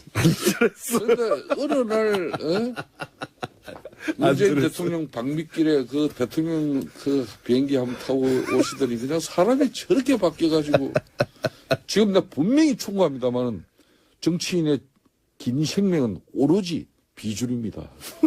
주류에 서지 마세요. 주류는 김성하고 MB하고 가까이 놀다가 지금 저렇게 되셨거든요. 주류에 서지 마세요. 주리. 근데 아무튼 제가 지금 주류에 안 서서 사선한 사람이 몇 주 만에 나도 주류에 섰으면은요 MB 때고 박근혜 때고 주류에 섰으면 나 이 자리에 없어요. 오늘 말 되게 많으시네요. 몇 주 만에 제가 뵈면서 오늘 이 순간에 저의 인내력을 테스트하고 있는데요. 저의 이 방송의 기본적인 기조는 디거니티와 엘레강스입니다. 저를 도전하지 마세요. 저거 어떻게 됩니까? 품격과 저기, 우아한 그런 자세를 저희 유지하도록 하겠습니다. 바른정당에서 몇 명 옵니까? 뭐 보시면 알겠지만 다른 당 문제를 뭐 제가 이 자리에서 언급하는 것은 적절치 않습니다. 하지만 말씀하실 거잖아요. 뭐 저는 이 보수 대통합의 물결은 거스를 수 없는 국민적 여망이고 소망이기 때문에 아마 내일 김무성 의원께서 이제 대통령이 이제 해외 국감을 마치고 나면은 아마 그 구체적인 현실이 곧 이제 뭐 실행이 곧 현실화되지 않겠나 이렇게 봅니다. 두 자릿수입니까? 한 자릿수입니까? 1차가. 뭐 두 자릿수 한 자릿수 그 사이를 왔다 갔다 하는 것 같아요. 아 그래요? 네. 두 자릿수가 정확할 겁니다. 그러면 9명이거나 한두 명이나 요 사이로 왔다 갔다 한다. 그렇습니다. 최소한 9명 이상은 되는 거네, 그러면. 그렇게 굉장히 저 표정이 뭔가 이렇게 우리가 뭔가 해내고 있다는 그런 표정이지 않습니까? 네. 저는 이 지금 정계 개편 내지는 통합의 이 본질을 전문용어로 먹고 살기 힘든 야당들의 노이즈 마케팅이라고 봅니다. 자유한국당이나 바른정당이나 국민당이 지지율이 형편없지 않습니까? 자유한국당 요즘 올라가고 있습니다. 그러니까 이렇게 좀 시끄럽게 하면서 국민들에게 이거라도 해서 관심을 끌고 싶은 그런 욕구. 그리고 지금 공장장이 이야기했지만은 한꺼번에 하지 않을 거예요. 찔끔찔끔 하면서 계속적으로 다른 거 가지고 국민들에게 뭐 볼 게 없어요. 정책으로 보이겠습니까? 뭐 도덕성으로 보이겠습니까? 어차피 박근혜 국정농단의 이 부역 정치 세력 아니겠습니까? 할 게 없어요. 그래서 이거라도 우당탕탕 시끄럽게 해서 국민들 시선 좀 끌고 그리고 뭐 오갈 데 없는 보수의 국민들 마음을 모아서 뭔가 이렇게 으쌰으쌰 한번 해보자. 이게 지금 본질인 것이거든요. 안민석은 자, 정치라는 거는 공자왈, 총칼은 전쟁은 총칼로 하는 것이고 정치는 명분을 하는 겁니다. 이 지금 통합하는 이 명분이 뭐가 있어요? 뭐 명분을 이야기해보세요. 명분을. 자, 명분 이야기할게요. 예. 예, 문재인 정권의 독단과 전행 그리고 국민 이렇게 여론의 국민하고 공감하고 국민 소통하고 여론조사를 하는 가지고 대통령이 어디 모든 있습니까? 국정 운영의 기본으로 가지고 이렇게 해서 대통령 정치에 함몰되다 보니까 지금 의회 정치는 실종됐습니다. 이거 좋아할 일 아니에요. 대통령이 쉽게 말하면 국민 여론을 등에 업고 대통령이 모든 걸 다 한다는 이야기입니다. 원자력 결정 보십시오. 왜 멀쩡한 원자력 그 건설을 중단시켜가지고 1,000억이나 넘는 그런 국가적 손실을 이뤄냅니까? 국민들은 잘하고 있는데 네? 자기들은 막 이거 훔치려고 참 하고 그렇게- 일단 두 번째 문제가 그리고 뭐냐면 봅시오. 안철수는 기본적으로 최저임금이나 친문과 친박을 뺀 중도 세력들을 모아서 몸집을 키워서 대통령이 하고 싶은 프로젝트거든요. 그런 생각하에서 당대표까지 다시 무리하게 됐는데도 지지율이 안 올라가는 거예요. 안철수가 조급해졌어요. 그러니까 바른정당하고 뭔가 한번 통합을 한번 아이, 해보려는 뭐 그런 안민석 의원이 몸짓을 막 뭐 하는 것이죠. 안철수 의원은 또 하야 하시다면서 또 조금 또 한 보름 사이에 또 생각이 또 달라지셨네. 그건 하해가 아니라 용서라고 이야기하는 게 정확한 표현이죠. 아유 뭐 고발 취하하니까 이제 진정한 하야가 고발 이루어지- 취하고 수원지검에서 그저께 네. 저를 무혐의 처분 결론을 내렸거든요. 그러니까 취하했으니까 그렇게 검찰 해야죠. 자체가 이거 안민석 의원의 주장은 속기력 위해서 과학적이고 객관적으로 분석한 그런 주장이었다고 해서 과학까지 무혐의 하고. 결명을 내린 이렇게 겁니다. 거기다 가학까지 들어대지 네. 마시고 검색 정도 한 건데요. 과학까지. 그 안민석 의원님 말에 그래서 이게 안철수의 앞으로 정치적인 야망과 지금 오갈 데 없는 이 바른정당, 한국당의 그런 이해관계, 당리당략이 제가 오늘 이 자리를 통해서 떨어지면서 봅니다마는 통합 이야기들이 나오니까. 향후- 근데 국민들은 관심이 별로 없어요. 자기들만의 리그죠. 그만해보세요. 내가 김 공장에 말씀 네. 좀 드리겠습니다. 다스가 누구 겁니까? 향후 정치 지형은 말이에요. 다스가 누구 거냐고요. 이제 문재인 정권의 이 자, 독단과 비그네티하게 또 여쭙습니다. 일방 통행시 국정 다스가 누구 운영에 겁니까? 우리가 대응하기 위해서는 1차적으로 보수 대통합에 우리 자유한국당과 바른정당이 이제 함께 뜻을 모색하고 그 다음은 MB와치나 김성태 또 의원님, 다스가 국민의당 누구 안철수 겁니까? 의원, 안철수 대표도 진정한 한마디로 정치인이라면은 중도 보수를 아우를 수 있는 이런 거대 여당을 지금 막 문자가 야당을 쏟아집니다. 만들어야 다스는 MB 겁니다. 문자 쏟아지는데. MB 걸로 알고 김성태 계신데 의원님, 시가 정말 맞습니까? 그리웠어요. 맞습니까? 서로 각자 자기 말하고 남 말 안 듣고 오디오 물리고. 다스가 누구 거예요? 말씀 좀 해주세요. 아시잖아요. 아, 그걸 안민석 의원이 알지 왜 나보고 제가 그걸 한 가지만 더 강요하세요? 여쭤볼게요. 한 가지 마지막으로 네. 시간이 다 돼가지고 홍준표 대표와 서청원 의원 간의 대결은 누가 이깁니까? 결과적으로.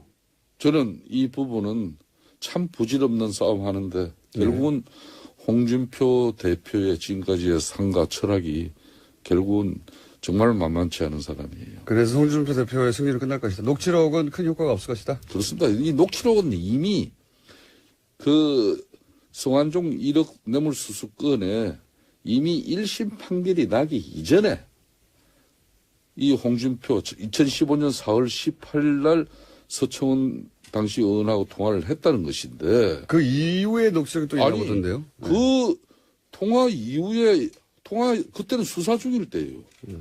그 이후에 1심 판결이 1년 6개월 떨어졌어요. 그 이후에는 서청 선배하고 통화하고 그런 거 없어요. 그러니까 그 윤석모 씨도 1심에서의 정언이나 2심에서의 정언이나 변함이 없습니다. 그렇기 때문에 이거는 우리가 이게 좀 보수 통합에 조금 뭐 걸림돌이 요 근래 잠깐 된 걸 그런 상황이지 이걸로 가지고 뭐 홍준표가 뭐 대표가 무너지고 그럴 김성태 의원님 말씀 잘 들었고요. 4주 만에 반가웠습니다. 근데 다스는 누구 거예요? 다스들은 뭐 지금 현재 이 정권이 윤석열 중앙지검장을 통해서 사실상 수사 지시를 오다를 내린 것 같으니까 그 이번 국감에서 밝혔지 않습니까? MB 건은 아니죠. 윤석열 검사장한테 중앙지검장한테 이제 물어보세요. 그러면은 답을 해줄 거예요. 그분이 뭐라 그랬습니까? 국감장에서 법률적으로 판단하겠다. 근데 그러더라고요. 다스가 MB 끄라고 하면은 그 사실이면은.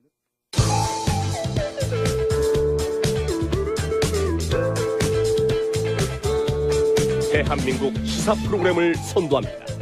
고깃빛깔 김어준.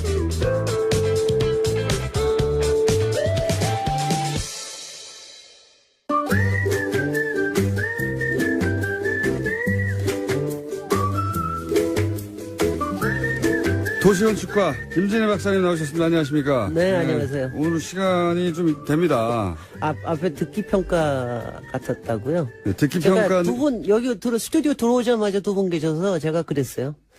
못 듣겠다 꾀꼬리. 아니 이제 제가 정말 이 시간 듣기 그 시간에 말을 잘 안 하는 이유가 뭐냐면 이미 오디오가 두 분이 물리고 있기 물리는데, 때문에 네. 저까지 하면 세 사람이 글쎄 물려가지고 그냥 구경만 하고 있습니다 보통은. 그래도 그리워하시는 분들이 많은 모양이에요. 아니, 그거 그게 여전히 들으면서 욕하고 네. 다음 주는 왜 안 나오지? 그리고 스트레스 풀고. 샌드백이 필요해요, 사회에는. 역시. 샌드백이 서로를 치고 그런데 서로로 딴 데를 쳐요. 네. 그래가지고 A가 하는 말이 B에게 가서 B가 A로 전달해야 대화가 되는 건데. 근데 오늘 대화가 아니고요. 오늘은 드디어 디그니티 앤드 엘레간스까지 나와서 제가 정말 바깥에서 까무러쳤습니다. 그리고 헛소리도 나오고요. 자, 오늘 윤보순 대통령 지난주에 했고 네. 오늘은 정치 리디어 건축 네. 어디입니까? 오늘은 제가 사실 오랫동안 이걸 언제 해야 되나 했던 거를 이제 오늘 합니다. 노무현 네. 대통령과 봉하마을. 봉하마을. 정확하게는 봉하마을의 노무현 대통령 사저 네. 얘기를 하는 건데요. 제가 사실 얘기하려고 하는 거는 굉장히 특이한 게 봉하마을은 생가와 사가와 묘소가 같이 있는 그쵸. 같은 공간 안에 있는 우리나라에서 유일한 곳대입니다. 세계적으로도 드물 것 같아요. 굉장히 드문 데입니다. 네. 그 다음에 또 하나 제가 이제 그동안 윤보선 경교장 여러 얘기를 했지만 대통령 사가에 건축가의 이름이 알려진 거로는 유일합니다. 아하. 그러니까 그 건축가의 이름은 사실 일반 조금 관심 있으신 분들은 다들 알고 계실 거예요. 정기용 선생님이시라고 이분도 12년 이때 돌아가셨습니다. 마지막에 대장암으로 돌아가셨는데 굉장히 잘 알려진 건축가거든요. 근데 이제 노무현 대통령 사저를 그러니까 지금 생각을 해보십시오. 그러니까 지난번에 얘기한 윤보선 대통령의 사가 누가 집장수집이라는 이런 표현을 하고 건축주의 입김이 굉장히 많이 들어갔다고 얘기하고 가령 우리가 이명박 대통령 사저 얘기하면 논현동에 결국 사저를 지었지만 무지무지 큰 집이에요. 그 집이. 근데 제가 건축가 이름이 나오는 걸 한 번도 들어본 적이 없습니다. 맞습니다. 보나마나 이명박 대통령은 아마 턴키로 지셨을 것 같아, 제가 보기에는. 턴키로. 왜냐면 시공자가 더 앞에 나오는. 근데 이제 노무현 대통령이 건축가를 기용을 하고 그 건축가와 함께 집을 지었을 뿐만 아니라 이 마을에 대해서 같이 생각을 하는 이런 전체적인 과정. 이게 사실은 정치적인 리더십일 뿐만이 아니라 이 건축의 리더십에도 굉장히 중요한 거다. 그리고 이 얘기를 좀 많이 좀 했으면 좋겠다고 생각이 들어서 제가 이제 가지고 왔는데요. 턴키로 맡기는 것과 건축가에게 맡기는 것의 차이를 잠깐 설명해 주세요. 그러니까 턴키라는 거는 이제 처음부터 이 땅을 사는 거 거의 땅 사는 것부터 시작하는 경우가 많은데 마지막에 열쇠 돌리는 것까지가 턴키인데 이럴 때는 대개 시행사 내지는 시공사가 맨 앞에 있습니다. 업자가 계약자를 이제 주로 건설사로 하는 거죠. 그리고 이제 보통 건축가는 그 시행사에 하청을 받아가지고 합니다. 설계만 해주는 거죠. 설계만 해주는 거죠. 그런 경우에는 건축가하고 건축주하고의 관계가 굉장히 이제 안 그래도 을인데 이제 완전히 병이 되는 거죠. 그럴 경우는. 만날 기회도 그다지 없고. 근데 이제 이게 우리나라에 저는 하여튼 건축의 턴키가 너무 많은 것도 이제 굉장히 문제지만 건축가한테 먼저 맡기게 되면 어떻게 됩니까? 건축가한테 맡기는 경우에는 이제 건축가하고 이제 건축주가 여러 가지 얘기를 이제 많이 하는 거죠. 그래서 이제 이제 여러 가지를 안을 만들고 난 다음에 그러고 난 다음에 그거를 잘 이행할 수 있는 시행사 그러니까 시공사를 이제 하고 대개는 또 그 건축가가 감리까지 하게 됩니다. 현장을 이제 전체를 통화를 하게 되는 거죠. 이 경우가 그랬습니다. 그렇군요. 근데 이제 이게 흥미로운 게 저도 이제 제가 그때 무슨 건축정책 무슨 선진화위원회 위원장을 하고 있었기 때문에 집을 짓고 계신다는 걸 저도 알았거든요. 그러니까 뭔가가 하고 근데 아무것도 그때는 안 알려져 있었어요. 그래서 제가 굉장히 궁금했습니다. 그때는 이제 사적인 일이라고 생각했겠죠. 그럼요. 공적으로 공개할 일이 아니라. 그리고 정기용 선생님이 일을 하고 계셨다는 것도 알았는데, 근데 이제 제가 이 얘기를요. 사실 여러분들한테 우리 이제 일반적인 사람들한테 굉장히 얘기를 하고 싶은 게 이제 보통 건축 자기 집을 짓는다거나 아니면 뭘 할 때는 대개는 뭐 이제 이런 거 있잖아요. 싸게 짓는다. 아니면 내가 원하는 대로 짓는다. 근데 이제 그럴 때 사실 많은 사람들이 통키로 가기도 하지만 건축가를 고를 때 굉장히 힘이 들어해요. 그렇죠. 아는 사람이 있는 것도 아니고. 그렇죠. 뭐 내 유명한 친구가 사람으로 해야 되냐. 유명한 사람은 또 너무 비싼 거 아니야. 비싼 거 걱정되고. 그리고 자기 맘대로 하는 거 아니야. 나는 말 한마디 못 하는 거 아니야. 뭐 이런 이제 고민들이 있지 않습니까? 그렇죠. 일반적으로는. 그래서 이제 물론 노무현 대통령이셨으니까 여러 가지 이점은 있으셨겠으나 노무현 대통령은 상당히 모험적으로 건축가를 선정하는 것부터 굉장히 모험적으로 어떻게 하셨어요. 선정하는 모험적이죠? 저도 이제 이건 뭐냐면 바깥에 안 알려진 사안이고 그래서 저도 이제 정경 선생님 만났을 때 제일 먼저 물어본 게 어쩌다가 그러니까. 이런 기회를 하셨습니까? 이렇게 했더니 굉장히 모험적인 게 한 5명 정도를 처음에 건축가를 지명을 했대요. 건축가를, 그러니까 그거는 이제 여러 가지죠. 유명한, 뭐 지명도도 있고, 추천받았을 또 수도 그 뭐 추천도 받고, 그 다음에는 이제 뭐 비서실에서 알아본 것도 있을 테고, 그 다음에 그분들이 쓴 책도 있고, 뭐 이렇게 했는데 그 다음에는. 건축한 것도 보셨을 때, 뭐 사진으로도 보셨을 테고, 스타일도 되게 좀 아실 테고, 그러고 난 다음에는 건축주가 인터뷰를 했다 그럽니다. 5명을? 5명을 다. 인터뷰, 그러니까 처음에는 이런 거죠. 처음에는 그리고 3명으로 줄이고, 다시 그 다음에 그 사람하고는 또 더 얘기를 해보고, 토론을 하고, 토론을 하고, 그러니까 토론하는 겁니다. 아니, 이게 딴 게 아니에요. 대화하고 토론하는 겁니다. 토론 참 좋아하신 양반이에요. 그러니까 뭐 정말 뭐 이런 거죠. 마을에 대해서, 뭐 지구에 대해서, 뭐 환경에 대해서, 나의 꿈에 대해서, 뭐 이런 걸 가지고 이제 토론하다 보면 자기 마음에 드는 사람이 생기거든요. 그렇겠죠. 네. 그 생기거든요. 그러니까 이 사람은 이제 그 궁합이 맞는 사람이 생기는 겁니다. 그러고 난 다음에 설계를 이제 같이 시작을 하는 거죠. 그래서 낙점이 되셨다고 그래요. 이게 건축 이전에 사람 먼저 만나고. 네. 그 사람하고 내가 이런 걸 하고 싶은데 당신 어떻게 생각하냐 이런 이야기를 길게 나눈 끝에 이 양반하고 하면 내가 생각하는 집 그리고 주변 환경과의 어떤 조화 혹은 뭐 앞으로의 그 역할 이게 통합적으로 이 건축에 녹아 들어가겠다 이런 판단을 하는 그런 판단을 이제 그러니까 대개 특히 이제 집을 설계하는 건축가인 경우에는 사실 건축주하고 친구처럼 되는 경우가 많아요. 그런 경우 근데 봤습니다. 친구처럼 정도가 아니라 사실 제가 이런 표현까지도 쓰는데 저희가 어떤 때는 정신 분석 같은 역할도 합니다. 이 사람의 이제 심리 분석도 해야 되고 그러니까 좋은 건축가는 그러니까 그 상대편의 비밀까지도 알게 되는 경우도 많아요. 그래야 그걸 반영할 수 있으니까. 그렇죠. 그러니까 굉장히 사적인 비밀들. 가령 뭐 저한테는 어떤 건축주는 이런 얘기를 자기는 목욕하고 난 다음에 빨가벗고 돌아다닐 수 있는 집을 지어주세요. 이런 표현하는 사람도 있어요. 자기가 그거에 자기가 원한다 이거예요. 가장 사적인 그러니까 그런 얘기를 서로 간에 할 수 있을 정도가 되는 사람이 사실은 집의 건축가가 되는 경우가 많습니다. 그러니까 그거 하고요. 그 다음에는 이제 제가 두 분이 잘 맞는 거라고 하는 이런 게 있어요. 그러니까 건축가 중에는 굉장히 여러 종류의 특색이 다 있는데 건축가가 대개 이제 목이 뻣뻣합니다. 솔직히는 건축가가. 목이 뻣뻣하다는 건 이게 이제 되게 잘난 척해요. 자존심도 세고. 건축가들이 좀 잘난 척해요.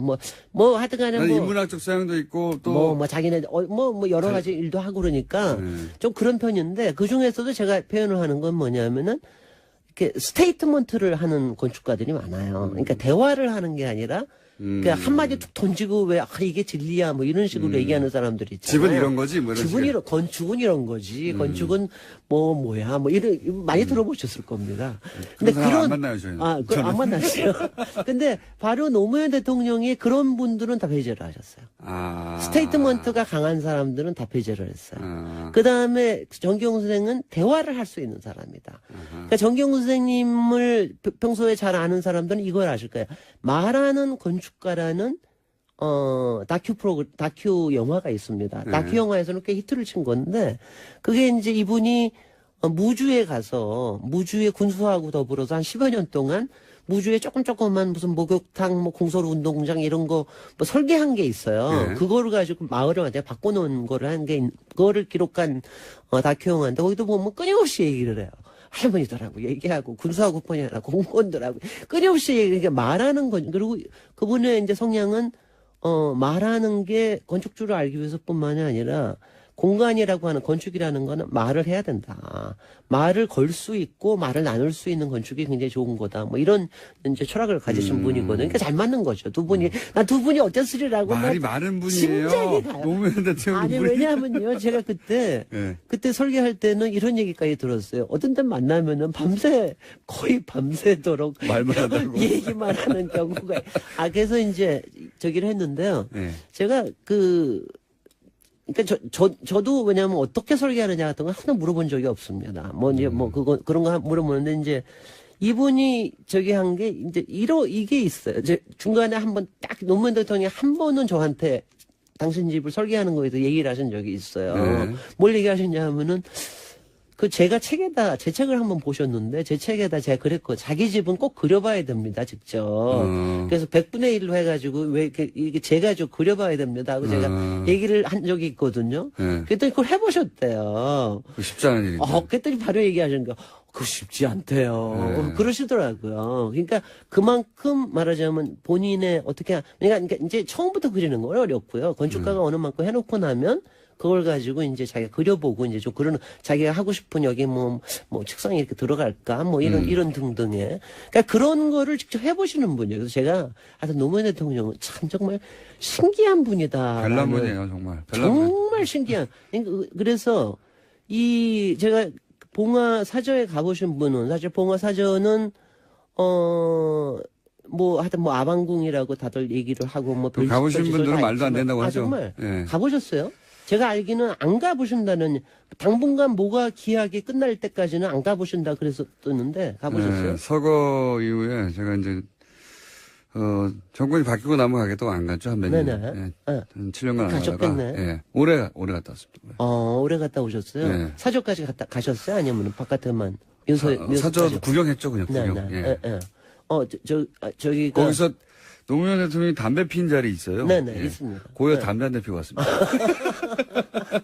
그러니까 사람의 이 추억과 기억이라고 하는 거는요, 정말 이게 큰 게 아니라 아주 작은 거에서 이게 끈이 만들어지는 것 같아요. 저는 그게 굉장히 중요한 것 같아요. 근데 이제 정경수 선생님은 봉화 사저만 가지고, 제가 사실은 오늘은 봉화 사저 얘기하고, 다음 주일에 봉화 마을에 대해서 한번 얘기를 하려고 그러는데. 사저 아직 시작도 안 됐어요. 이제 사저는. 건축가 얘기가 근데 나와도. 사저 얘기는 예. 특별하게 얘기하실 게 없어요. 그러니까 흙과 나무로 지어진 집이다. 지붕은 동판으로 되고. 근데 가장 중요한 게 생각보다 좁아요, 그리고. 작아요. 예. 왜냐하면 근데 처음부터 정경수 선생님이 예.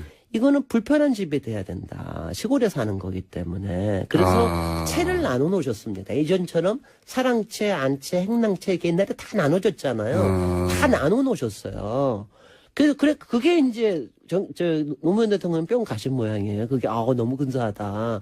그래서 보면 지붕이 이렇게 따로따로 이렇게 이어져 떨어져 있는데 있죠. 떨어져 있는 게 다 따로따로 돼 있는 일부러 겁니다. 그랬군요. 일부러 그러니까 이게 채 나눔이라고 그래서 우리나라 건축의 굉장히 큰 특색이거든요. 그걸 차용을 하신 겁니다. 근데 이제 거기에도 보면 다 나눠서 좋은데 솔직히 사랑채 손님들이 이렇게 많이 오는데 맨날 부엌에서 들고 가기가 너무 힘이 들어서 권양숙 여사와 거기 맨날 툴툴대고 그러니까 나중에 부엌하고 연결하는 데만 지붕을 하나 만들었습니다. 거기는 비 오는 날 들고 가려니까 너무 힘이 들어서 그래서 이런 채 나눔으로 해서 만들어졌다고 하는 게 굉장히 특색이에요. 이게 조금 커 보이는 이유는 그 경호동 때문에 동이 커 보여요. 같이 뒤에 70평, 그러니까 집만 가지고는 한 110평 되는데 뒤에 70평이 같이 붙어 있습니다. 그래서 이제 아방궁이라고 했었죠. 그래서 이제 아방궁이라는 이런 얘기를 저기를 하고 그랬는데 하여튼 느낌은 어떠셨어요? 아니 저는 생각보다 좁다. 네. 예. 이제 사진으로만 봤으니까 네. 생각보다 좁다는 거 하나고 낮다. 네. 집들이 낮습니다. 예. 전체적으로 낮습니다. 집들이 낮고 턱도 잘 없습니다. 맞습니다. 네. 그리고 떨어져 있는 거. 왜 네네. 이렇게 떨어져 지었을까? 그 신기했어요. 네네. 불편할 텐데. 바로 불편한 게 시골에서 사는 마음이어야 된다. 그게 우리가 자연에서 사는 마음이어야 된다. 뭐 이런 얘기. 그리고 이제 그 부엌 말씀하셨죠. 불편하게 왔다 갔다. 네네. 그래서 그런지 권양숙 여사님이 그때 밥을 해주시지 않고 짜장면 시켜주시더라고요. 저는 밥 한번 얻어 먹었는데. 네, 짜장면 한번 얻어 먹었어요. 네. 예. 그래서 사실 가보시면 제가 이제 다음 주는 생가도 얘기하고 뭐 좀 얘기를 할 건데 그러니까 이 사저, 그러니까 이거 자체만으로 박사님? 사저로서. 네. 안녕하실 시간 없어요. 네네. 일단 오늘 여기까지 해야 될 것 같습니다. 사저의 의미를 새깁시다. 예. 다음 주에 이어가겠습니다. 김진애 박사님이었습니다. 안녕. 나도 안녕. 안녕하세요, 김호준입니다. 최순실에게 기밀 문건을 유출한 혐의로 기소된 정호성 전 비서관에게 징역 2년 6개월이 구형됐습니다. 정 전 비서관은 최후 진술에서 박 전 대통령처럼 비극적인 사람은 없다면서 알지도 못했던 최순실의 행동과 연계돼 지금 상황까지 오게 됐다고 토로했습니다.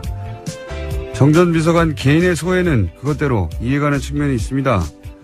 자연인 박근혜, 양친을 비명에 보낸 비극적 개인사의 주인공은 맞죠. 그런데 정치인 박근혜의 역사는 비극과는 거리가 아주 멉니다. 본인의 역량이 아니라 아버지의 후광, 최순실의 배후 조정, 측근들의 철저한 보호로 만들어진 이미지만으로 결국 대통령까지 됐습니다. 정치인 박근혜는 비극은커녕 자신의 실체를 완전히 은폐하는 데 성공하는 대단한 행운을 정치 인생 내내 누린 거죠.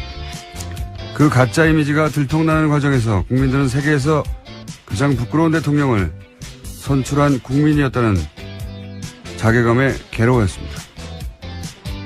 그렇게 비극은 정치인 박근혜가 아니라 대한민국 일반 국민이 겪은 겁니다. 자연인 박근혜의 비극적 개인사에 감정이입하고 여전히 가슴 아파하는 분들도 있습니다.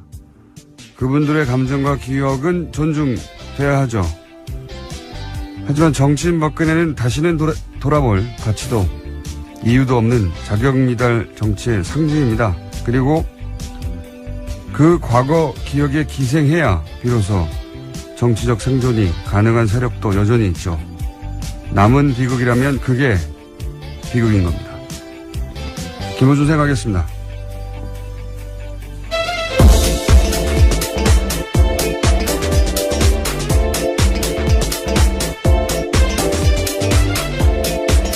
시사인의 김은지입니다. 다스 누울 겁니까? 네. 네, 굉장히 유명한 노래가 어제 한동안 화제던데요. 네. 다시 한번 들어볼까요? 다스체죠. 하나, 둘, 셋, 넷, 다섯, 여섯, 일곱, 여덟, 둘, 셋, 넷, 다섯. 다리 운동. 하나, 둘, 셋, 넷, 다섯, 일곱, 여덟, 둘, 셋, 넷, 다섯. 자, 운동. 내일 아침 다스 체조를 들으시고 예, 스트레칭을 하시는 것도 좋은 방법일 것 같습니다. 스트레칭을 하신 다음에 네. 카톡이나 게시판에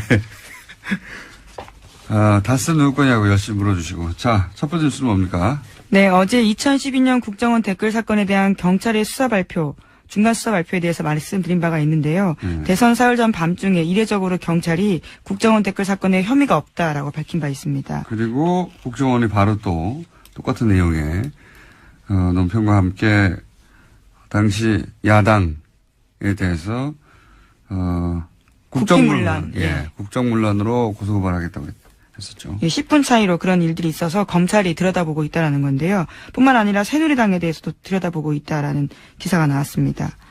박근혜 후보 같은 경우에는요, 당시에 국정원 댓글 공작 의혹에 대해서 증거 없다라면서 토론회 때 반박한 바가 있는데, 그날 박근혜 후보뿐만이 아니라 새누리당 김무성 선대위 총괄본부장도 수사 발표가 나온다라고 알렸었고요. 또 박성대 대변인도 오늘 중으로 수사 결과 나온다 이렇게 알렸었는데, 그와 관련해서 어떻게 정보를 알았냐를 알아본다는 거죠. 다 짠 거죠.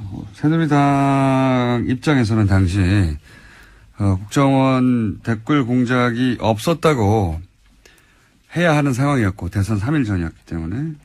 그래서 사실은 김무성 당시 총괄본부장은 낮부터 그런 얘기를 했어요. 낮부터. 예. 댓글 발견되지 않았다. 새누리당이 국정원에 지시하고 국정원이 경찰에 지시한 언제 발표하자. 언제 발표하느냐? 토론회 끝나고. 근데 그 마지막 토론회 때 박근혜 당시 후보도 알고 있었던 거죠. 예, 수사를. 알고 있을 수밖에 없는 게 그렇게 하라고 지시했으니까요. 예. 그래서 토론회 때는 댓글이 발견되지 않았고, 그렇게 국정원 댓글 공작이 사실이 아니면 책임져야 하고. 네, 그런 식으로 계속 몰아붙였습니다. 네. 문재인 후보를요. 그리고 나서 토론회 끝나자마자 경찰이 댓글이 없다고 발표를 하고 국정원도 바로 발표를 하고 다 짜고 판을 짜놓고 했던 거죠. 자신이 원하는 대로 수사 결과를 만들어냈고 토론회는 그걸 토대로 상대 후보를 몰아붙였고 그리고 나서 경찰이 발표하고 국정원은 고소고발한다고 하고. 네, 그 당시 통화 내용만 보더라도요. 국정원 그리고 경찰청, 서울경찰청 쪽이고요. 또 새누리당, 청와대까지 모든 관계자들이 계속해서 통화한 내용도 있다고 합니다. 당시 그러니까 선거를 사실은 국정원뿐만 아니라 모든 기관들을 동원해서 짜고 친 거죠. 뭐. 토론회까지도. 이 이야기는 사실 5년 전 대선 당시에도 나오긴 나왔어요. 어떻게 다 알고 있었냐 미리. 그리고 어떻게 이렇게 토론회 끝나자마자 한밤중에 경찰이 수사 결과를 밤 11시 발표를 하냐, 중간에 그것도. 네, 심지어 일요일 밤이었습니다. 정말 이례적인 일이었는데요. 이례적인 게 아니고 지금 말도 안 되는 그냥 이례적이라는 배에서 등치를 키워야 된다. 한국당 지지층은. 근데 국민의당 지지층이나 이제 바른정당 지지층 같은 경우는 각각 35% 그리고 다시 말씀드리겠습니다. 국민의당 지지층은 49% 그리고 바른정당 지지층은 35%로 각각 상대 정당과 통합을 해야 된다는 여기는 인식이 1위가 나왔습니다. 큰 정당에는 흡수되는 거니까. 네네.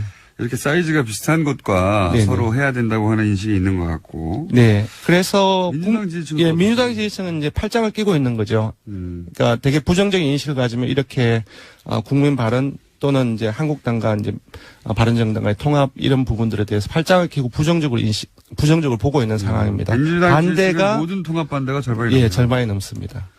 배가 부르네요. 지금 제가 보기에는 배가 부른 상황이고. 예, 지난주에 연령대별로는 어떻습니까? 연령대별로는 사실상 모든 지역 40대 이하가 이제 그 모든 통합을 반대한 여론이 많았는데요. 40대 이하는 모든 통합에 반대한다가 가장 많고. 예, 호남 그리고 TK, PK를 포함해서 모든 지역에서 어떤 통합도 바라지 않는다가 1위가 나왔는데요. 40대까지는 그렇고. 네. 50대는 어떻습니까? 50대는 민주당과 국민의당의 통합이 1위로 나왔습니다. 50대에서 1위고. 60대는 역시? 60대 이상과 그리고 보수층에서는 한국당과 바른정당의 통합이 1위로 나왔습니다. 예. 충분히 예측 가능한 정도의 결과이긴 한데 모든 통합의 반대가 이렇게 높을 줄은 몰랐습니다. 네, 그리고 무당층을 잘 봐야 됩니다. 지난주에 국민의당 정책연구소가 이제 여론조사 결과를 발표를 하면서 통합 시너지를 얘기를 하지 않았습니까? 그러니까 통합 시너지라는 것은 사실상 기존에 지지하고 있는 정당 지지층들을 끌어오기는 조금 힘들다고 봤을 때 무당층에 일단은 타깃이 될 수 있습니다. 여기서 본다고 한다면은 무당층에서도 어떤 통합도 바라지 않는다 가장 많이 나왔어요. 그러니까 통합 논의는 많은데 네. 국민 일반의 여론은 40% 가까이 모든 통합에 반대한다. 네. 40대 이상은 지역 불문하고 다 반대한다. 맞습니다. 50대, 60대는 각각 50대는 민주당과 국민의당. 그리고 60대는 자유한국당과 바른 통합을 통합을 원하는 게 1위다. 네, 그렇습니다. 네. 개요는요? 네.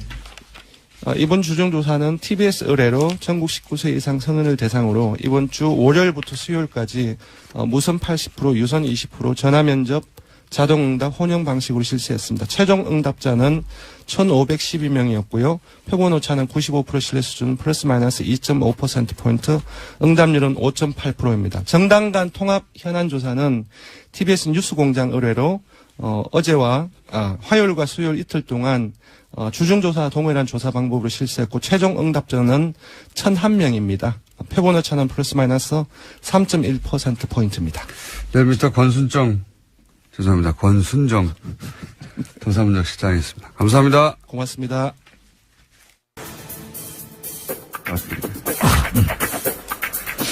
자, 이 코너의 제목이 아직 정해지지 않았는데 제가 임시로 정했습니다.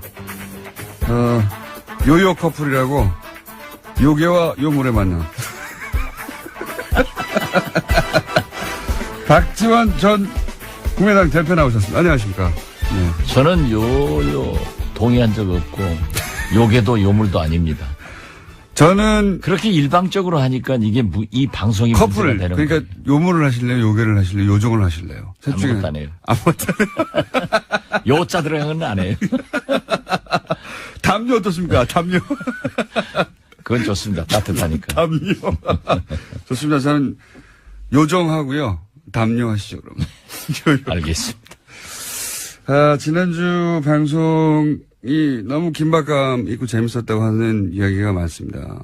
댓글이 많이 붙었어요? 댓글도 많지만 이제 여기저기서 연락도 오고 예. 긴장감이 되게 있었다, 재밌었다, 왔다 갔다. 그럼 제 출연료를 올려줘야 돼요. TBS 사장님하고 얘기하시고요, 그거는. 아무튼 불리한 것은 다 빠져나가요.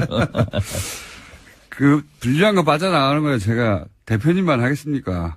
아니요, 저는 진실을, 정의를 얘기합니다. 자, 지난주에 우려하고 걱정하시는 상황들, 그렇게 돼서는 안 된다고 하는 것들은 이제 그렇게 돼서는 안 된다고 하는 말씀대로 됐어요. 그렇죠? 통합적으로는 이제 못 가는 거 아닙니까? 당장 그죠? 꺾인 거죠? 그 드라이브는. 아직은 불씨가 있는 것 같아요. 그래요? 왜냐하면 흉이 아니고 네. 안철수 대표는 굉장히 고집이 있어요. 그래가지고 네. 자기 하고 싶은 대로 계속 밀고 가는 그런 끈질김도 있어요. 네. 그렇기 때문에 조금 더 두고 봐야 될 거예요. 아주 완전히 포기한 건 아닌 것 같다. 저는 그렇게 봅니다. 지금 잠시 주춤할 뿐이다. 뭐 그런 것으로 봐야 될 것 같아요. 그래요? 그 말을 뒷받침할 저희가 어제 인터뷰가 하나 있었는데 하태경 의원 만났는데 하태경 의원이 여기 저희 고정입니다. 당선되자마자 손학규 전 대표가 찾아왔고 당선되자마자 그리고 안철수 대표의 뜻이라고 하며 사절로 와서 국민의당과의 연대에 대해서 오늘 됐다 간을 보셨다. 그러니까 표현도 부족해요. 말도 안 되는 일이 벌어졌고 왜냐하면 선거가 3일 후니까요. 급하니까. 예. 경찰이 급할 게 뭐 있습니까? 발표하고 국정원도 구속한다고 하고 이걸 다 짜고 한 거 아니냐. 아니냐가 아니라 짜고 했겠죠. 그걸 이제야 수사한다는 겁니다. 5년 전에는 그냥 넘어갔고. 자, 다음 뉴스는요? 네, 또 관련된 소식이 있는데요. 검찰 고위 간부가 박근혜 정부 국가정보원에서 댓글 공작을 은폐하는 TF에 포함됐다라는 한국일보 보도도 있습니다. 검찰이 관련 사실을 확인해서 소환 조사하겠다라는 건데요. 장호준 부산지검장입니다. 국정원에 근무 당시에 검찰의 댓글 수사를 방해하는 현안 TF에 포함됐다라고 합니다. 네, 이건 이제 뭐 국정원 수사를 방해한다는 건 이틀 전인가요? 3일 전에 얘기했던 검찰에서 국정 댓글 수사할 때 그때 세트로 가짜 사무실 만들어 놓고, 예. 가짜 문서를 잔뜩 만들어서 그 사무실에 집어넣어 놓고, 여기가, 댓글 공작을 한 곳이니까 여기를 압수수색 하라고 했던. 네, 트루먼쇼 같은 장면을 연출했던 곳이죠. 그 사건을, 준비했던 TF에, 예, 부산지검장이 포함되어 있었다는 겁니다. 그러면 뭐, 수사를 해야죠. 지금, 현직이니까요. 예. 자, 댓글 관련해서 계속해서 새로운 뉴스가 나오네요. 다음은요? 네, 또 이명박 정부의 청와대가 사이버 컨트롤 타워를 두고 댓글 공작을 진두지휘했던 정황이 담긴 문건을 경향신문이 오늘 아침에 보도했습니다. 더불어민주당 이철희 의원실에서 입수한 자료인데요. 2008년 유관기관 보고 문건이라는 제목의 내용입니다. 여기를 보면 사이버 컨트롤 타워가 청와대 홍보기획관실과 위기정보 상황팀 두 축으로 편제되어 있는데 특히 국민소통비서관실의 역할에 대해서는 문건에는 국정 관련 인터넷 공간 통제를 위한 컨트롤 타워다라고 쓰여 있습니다.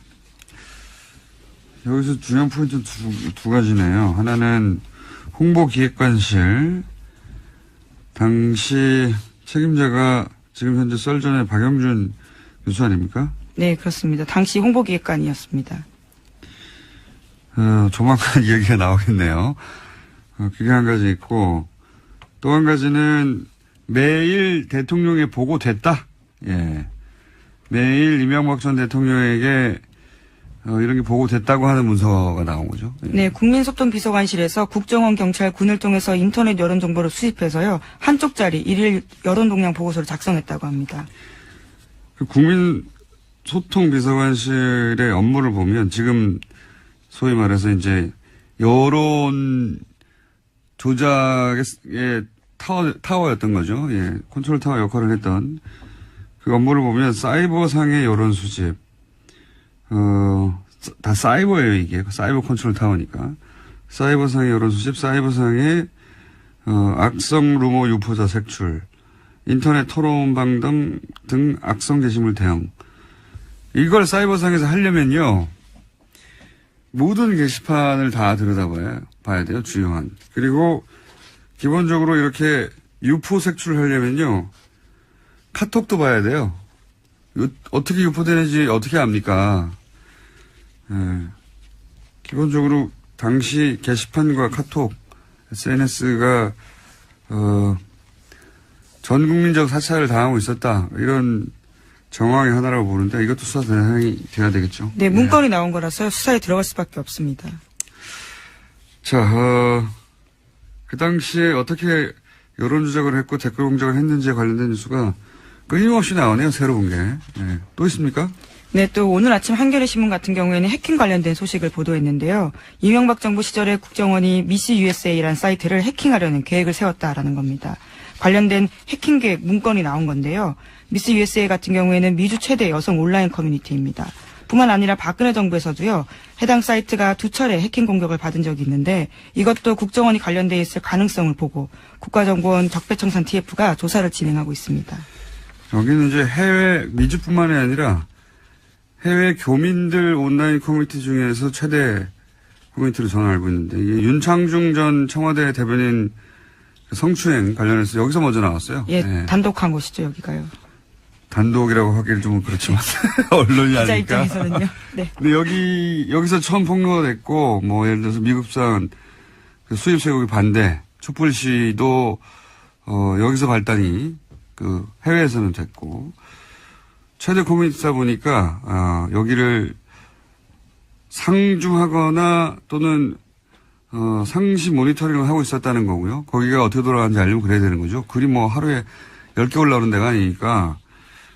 그런데 해외에서도 이런 걸 상주하고 혹은 담당자가 있었다면 국내 커뮤니티는 뭐 당연히 있지 않았겠습니까? 국내 대형 커뮤니티도 당연히 상주하는 담당자가 있었을 것이다. 연결을 생각해 볼 수 있고요.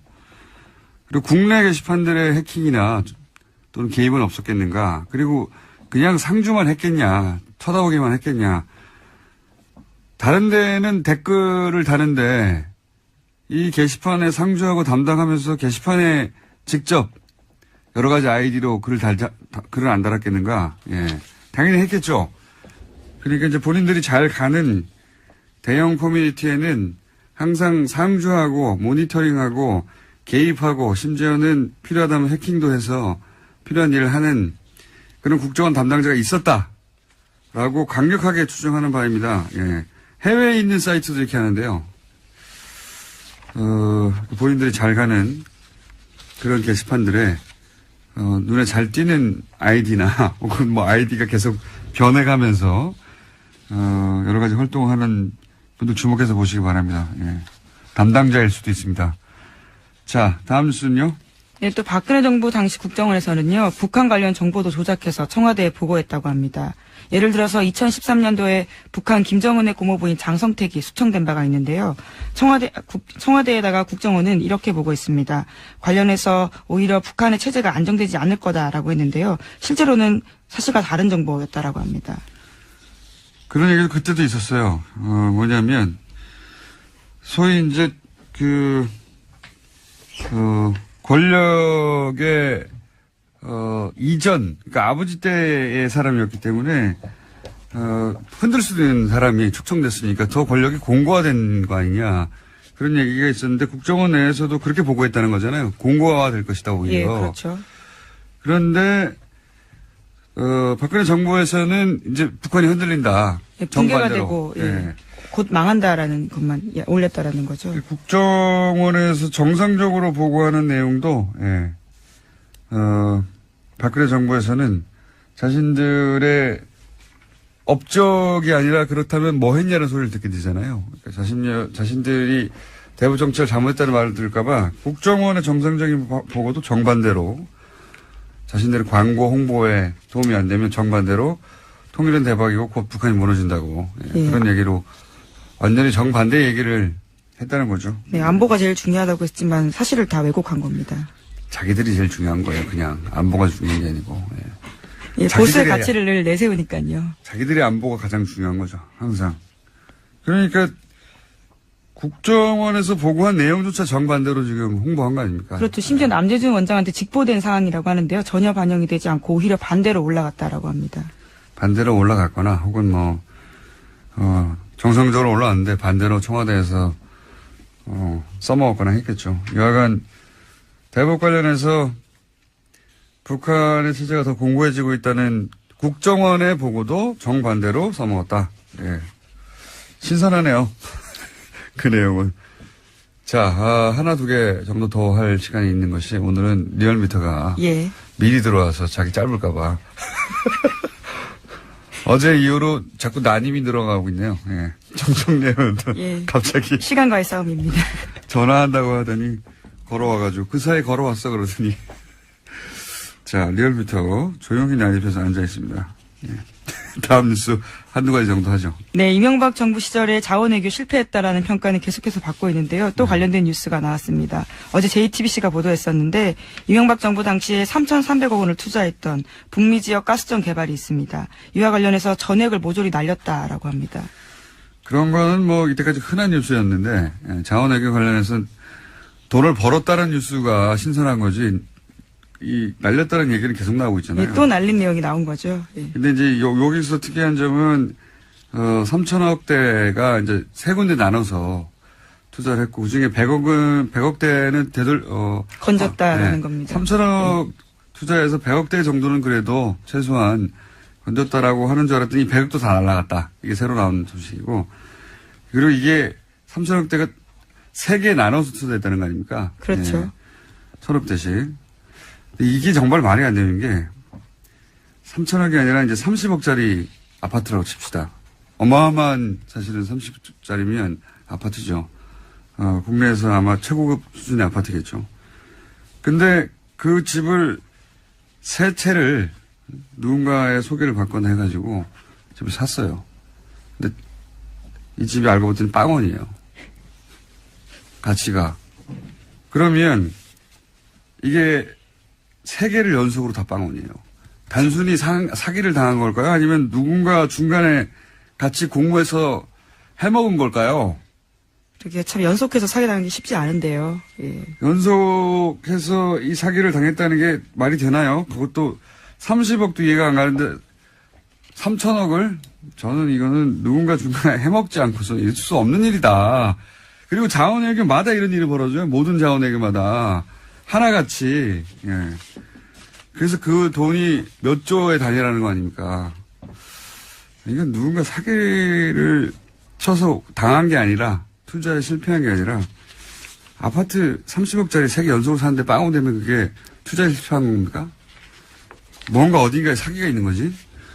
근데 3천억, 30억도 그런데 3천억이 그렇게 그냥 투자 실패라고 넘어간다는 게 말이 되나요? 저는 이건 거대한 사기라고 봅니다. 거대한. 이번 청문회에서 밝혀져야 할 텐데요. 오래 지나갔는데. 하나 정도 더 할까요? 리얼미터에서 눈빛이 좀 초롱초롱한데. 네, 하나만 짧게 전해드리면요. 검찰이 무소속 이정현 의원을 최근에 피의자로 불러서 조사했다고 합니다. 이 의원은 박근혜 정부 시절에 홍보수석이었었는데요. 세월호 참사 당시에 KBS 보도에 압력을 행사한 혐의를 받고 있습니다. 그렇죠. 예, 전화해가지고, 예. 2번 전화한 녹취록이 나가버렸죠. 네, 예. 굉장히 리얼한 내용이 담겨 있습니다. 예. 들어보시면요. 그거 말고 딴 걸로 내라 그러든지, 뭐 말들이 많죠. 왜 이러냐고 다그치고. 자, 오늘 여기까지 하겠습니다. 네, 시사인의 김은지였습니다. 감사합니다. 네. 바로 이어서 리얼미터 권순정 조사 분석실장 나오셨습니다. 안녕하십니까. 눈빛 초롱초롱입니다. 오늘은 그 주간 조사는 약간 짧게 하고 네. 현안 조사를 약간 길게 하는 게 어떨까 싶습니다. 네. 그렇게 해보시죠, 뭐. 네. 자, 왜냐하면은 이 정당이나 대통령 지지율이 올랐다고 해봐야 맞습니다. 뭐 1% 내외고 떨어졌다고 해봐야 또 1% 내외예요. 그래서 뭐 사실은 변동이 없다고 해야 되는 지지율이에요, 대부분. 예, 세부적으로 보면 변동이 있긴 한데 네. 전체적으로 보면 변동을 좀 파악하기 좀 힘든 양상이죠. 그래서 매주 나올 필요가 없어요. 들어가겠습니다. 네. 대통령 지지율은 보니까 소폭 내렸네. 0.4%. 네, 문 대통령은 67.4%를 기록했습니다. 0.4%포인트 소폭 내렸고요. 4주째 1, 2포인트 미미한 변동폭으로 60% 후반 지지율이 계속 이어지고 있습니다. 잠시 보면은 이제 경향이 보이는데요. 보수층에서 3주 연속 떨어지고 있습니다. 1.7, 2.8, 4.8%포인트.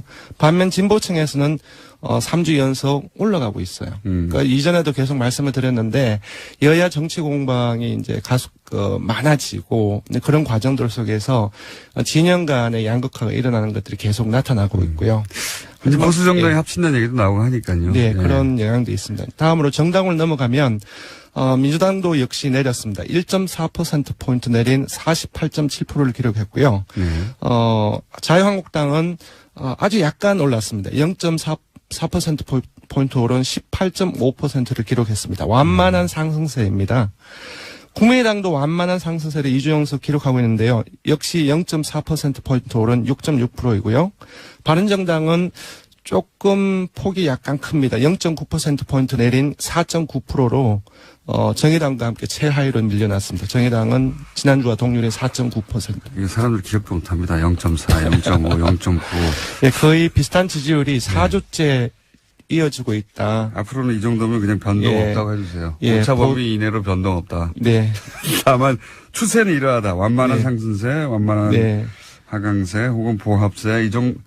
사실은 이 정도면 다 보합세라고 봐야 됩니다. 그렇죠. 보합세로 봐야 되고, 예. 다만 눈여겨볼 것은 좀 양 진영이 이제 보다 이제 양극화돼서. 그렇죠. 그 양상이 지속되고 있다. 소위 이제 중도층이 조금씩 줄어들고, 조금씩 진보 보수 쪽으로 겹집하는 양상. 그렇다고 해도 너무 적습니다. 퍼센티지가 아직은. 지형이 변했다거나, 유권자, 구조가 지금 바뀌고 있다거나 그렇게까지는 아닌 것 같고. 그렇지 않습니다. 그렇지는 않은 것 같고. 약간씩 변동이 있다. 1% 전후반으로. 그렇게 추세를 보시면 될 것 같습니다. 맞습니다. 자, 좀 길게 해보자는 현안 조사는 뭡니까? 네.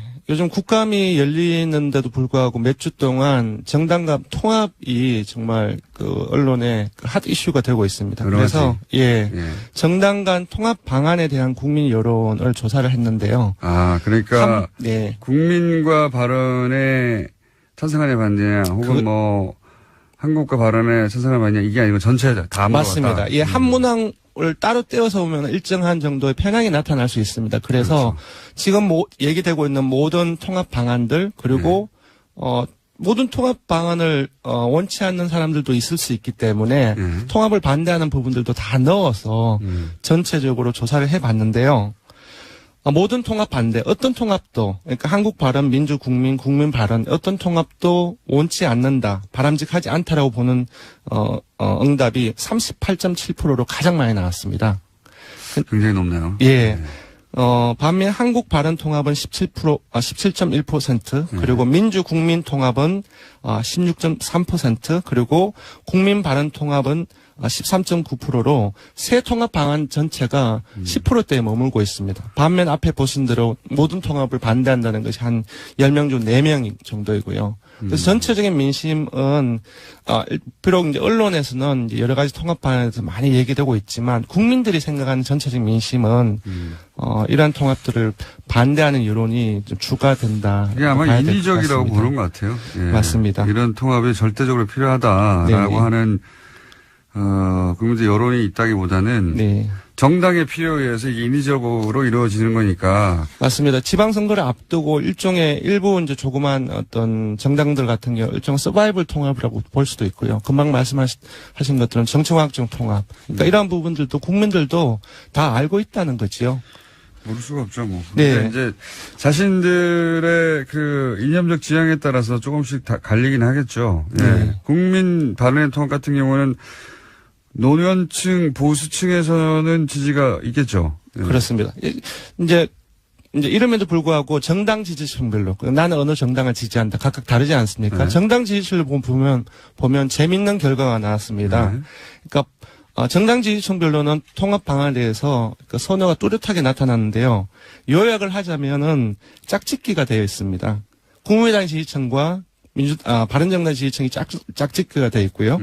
그리고 한국당 지지층 같은 경우는 바른정당에 대해서 짝사랑을 하고 있는 그런 형사이고요. 한국당 지지층은 바른정당과 통합해야 한다가 1이고. 예, 1입니다. 압도적으로 1입니다. 68%. 여기는 통합이라기보다는 흡수로 받아들일 테니까요. 예, 예.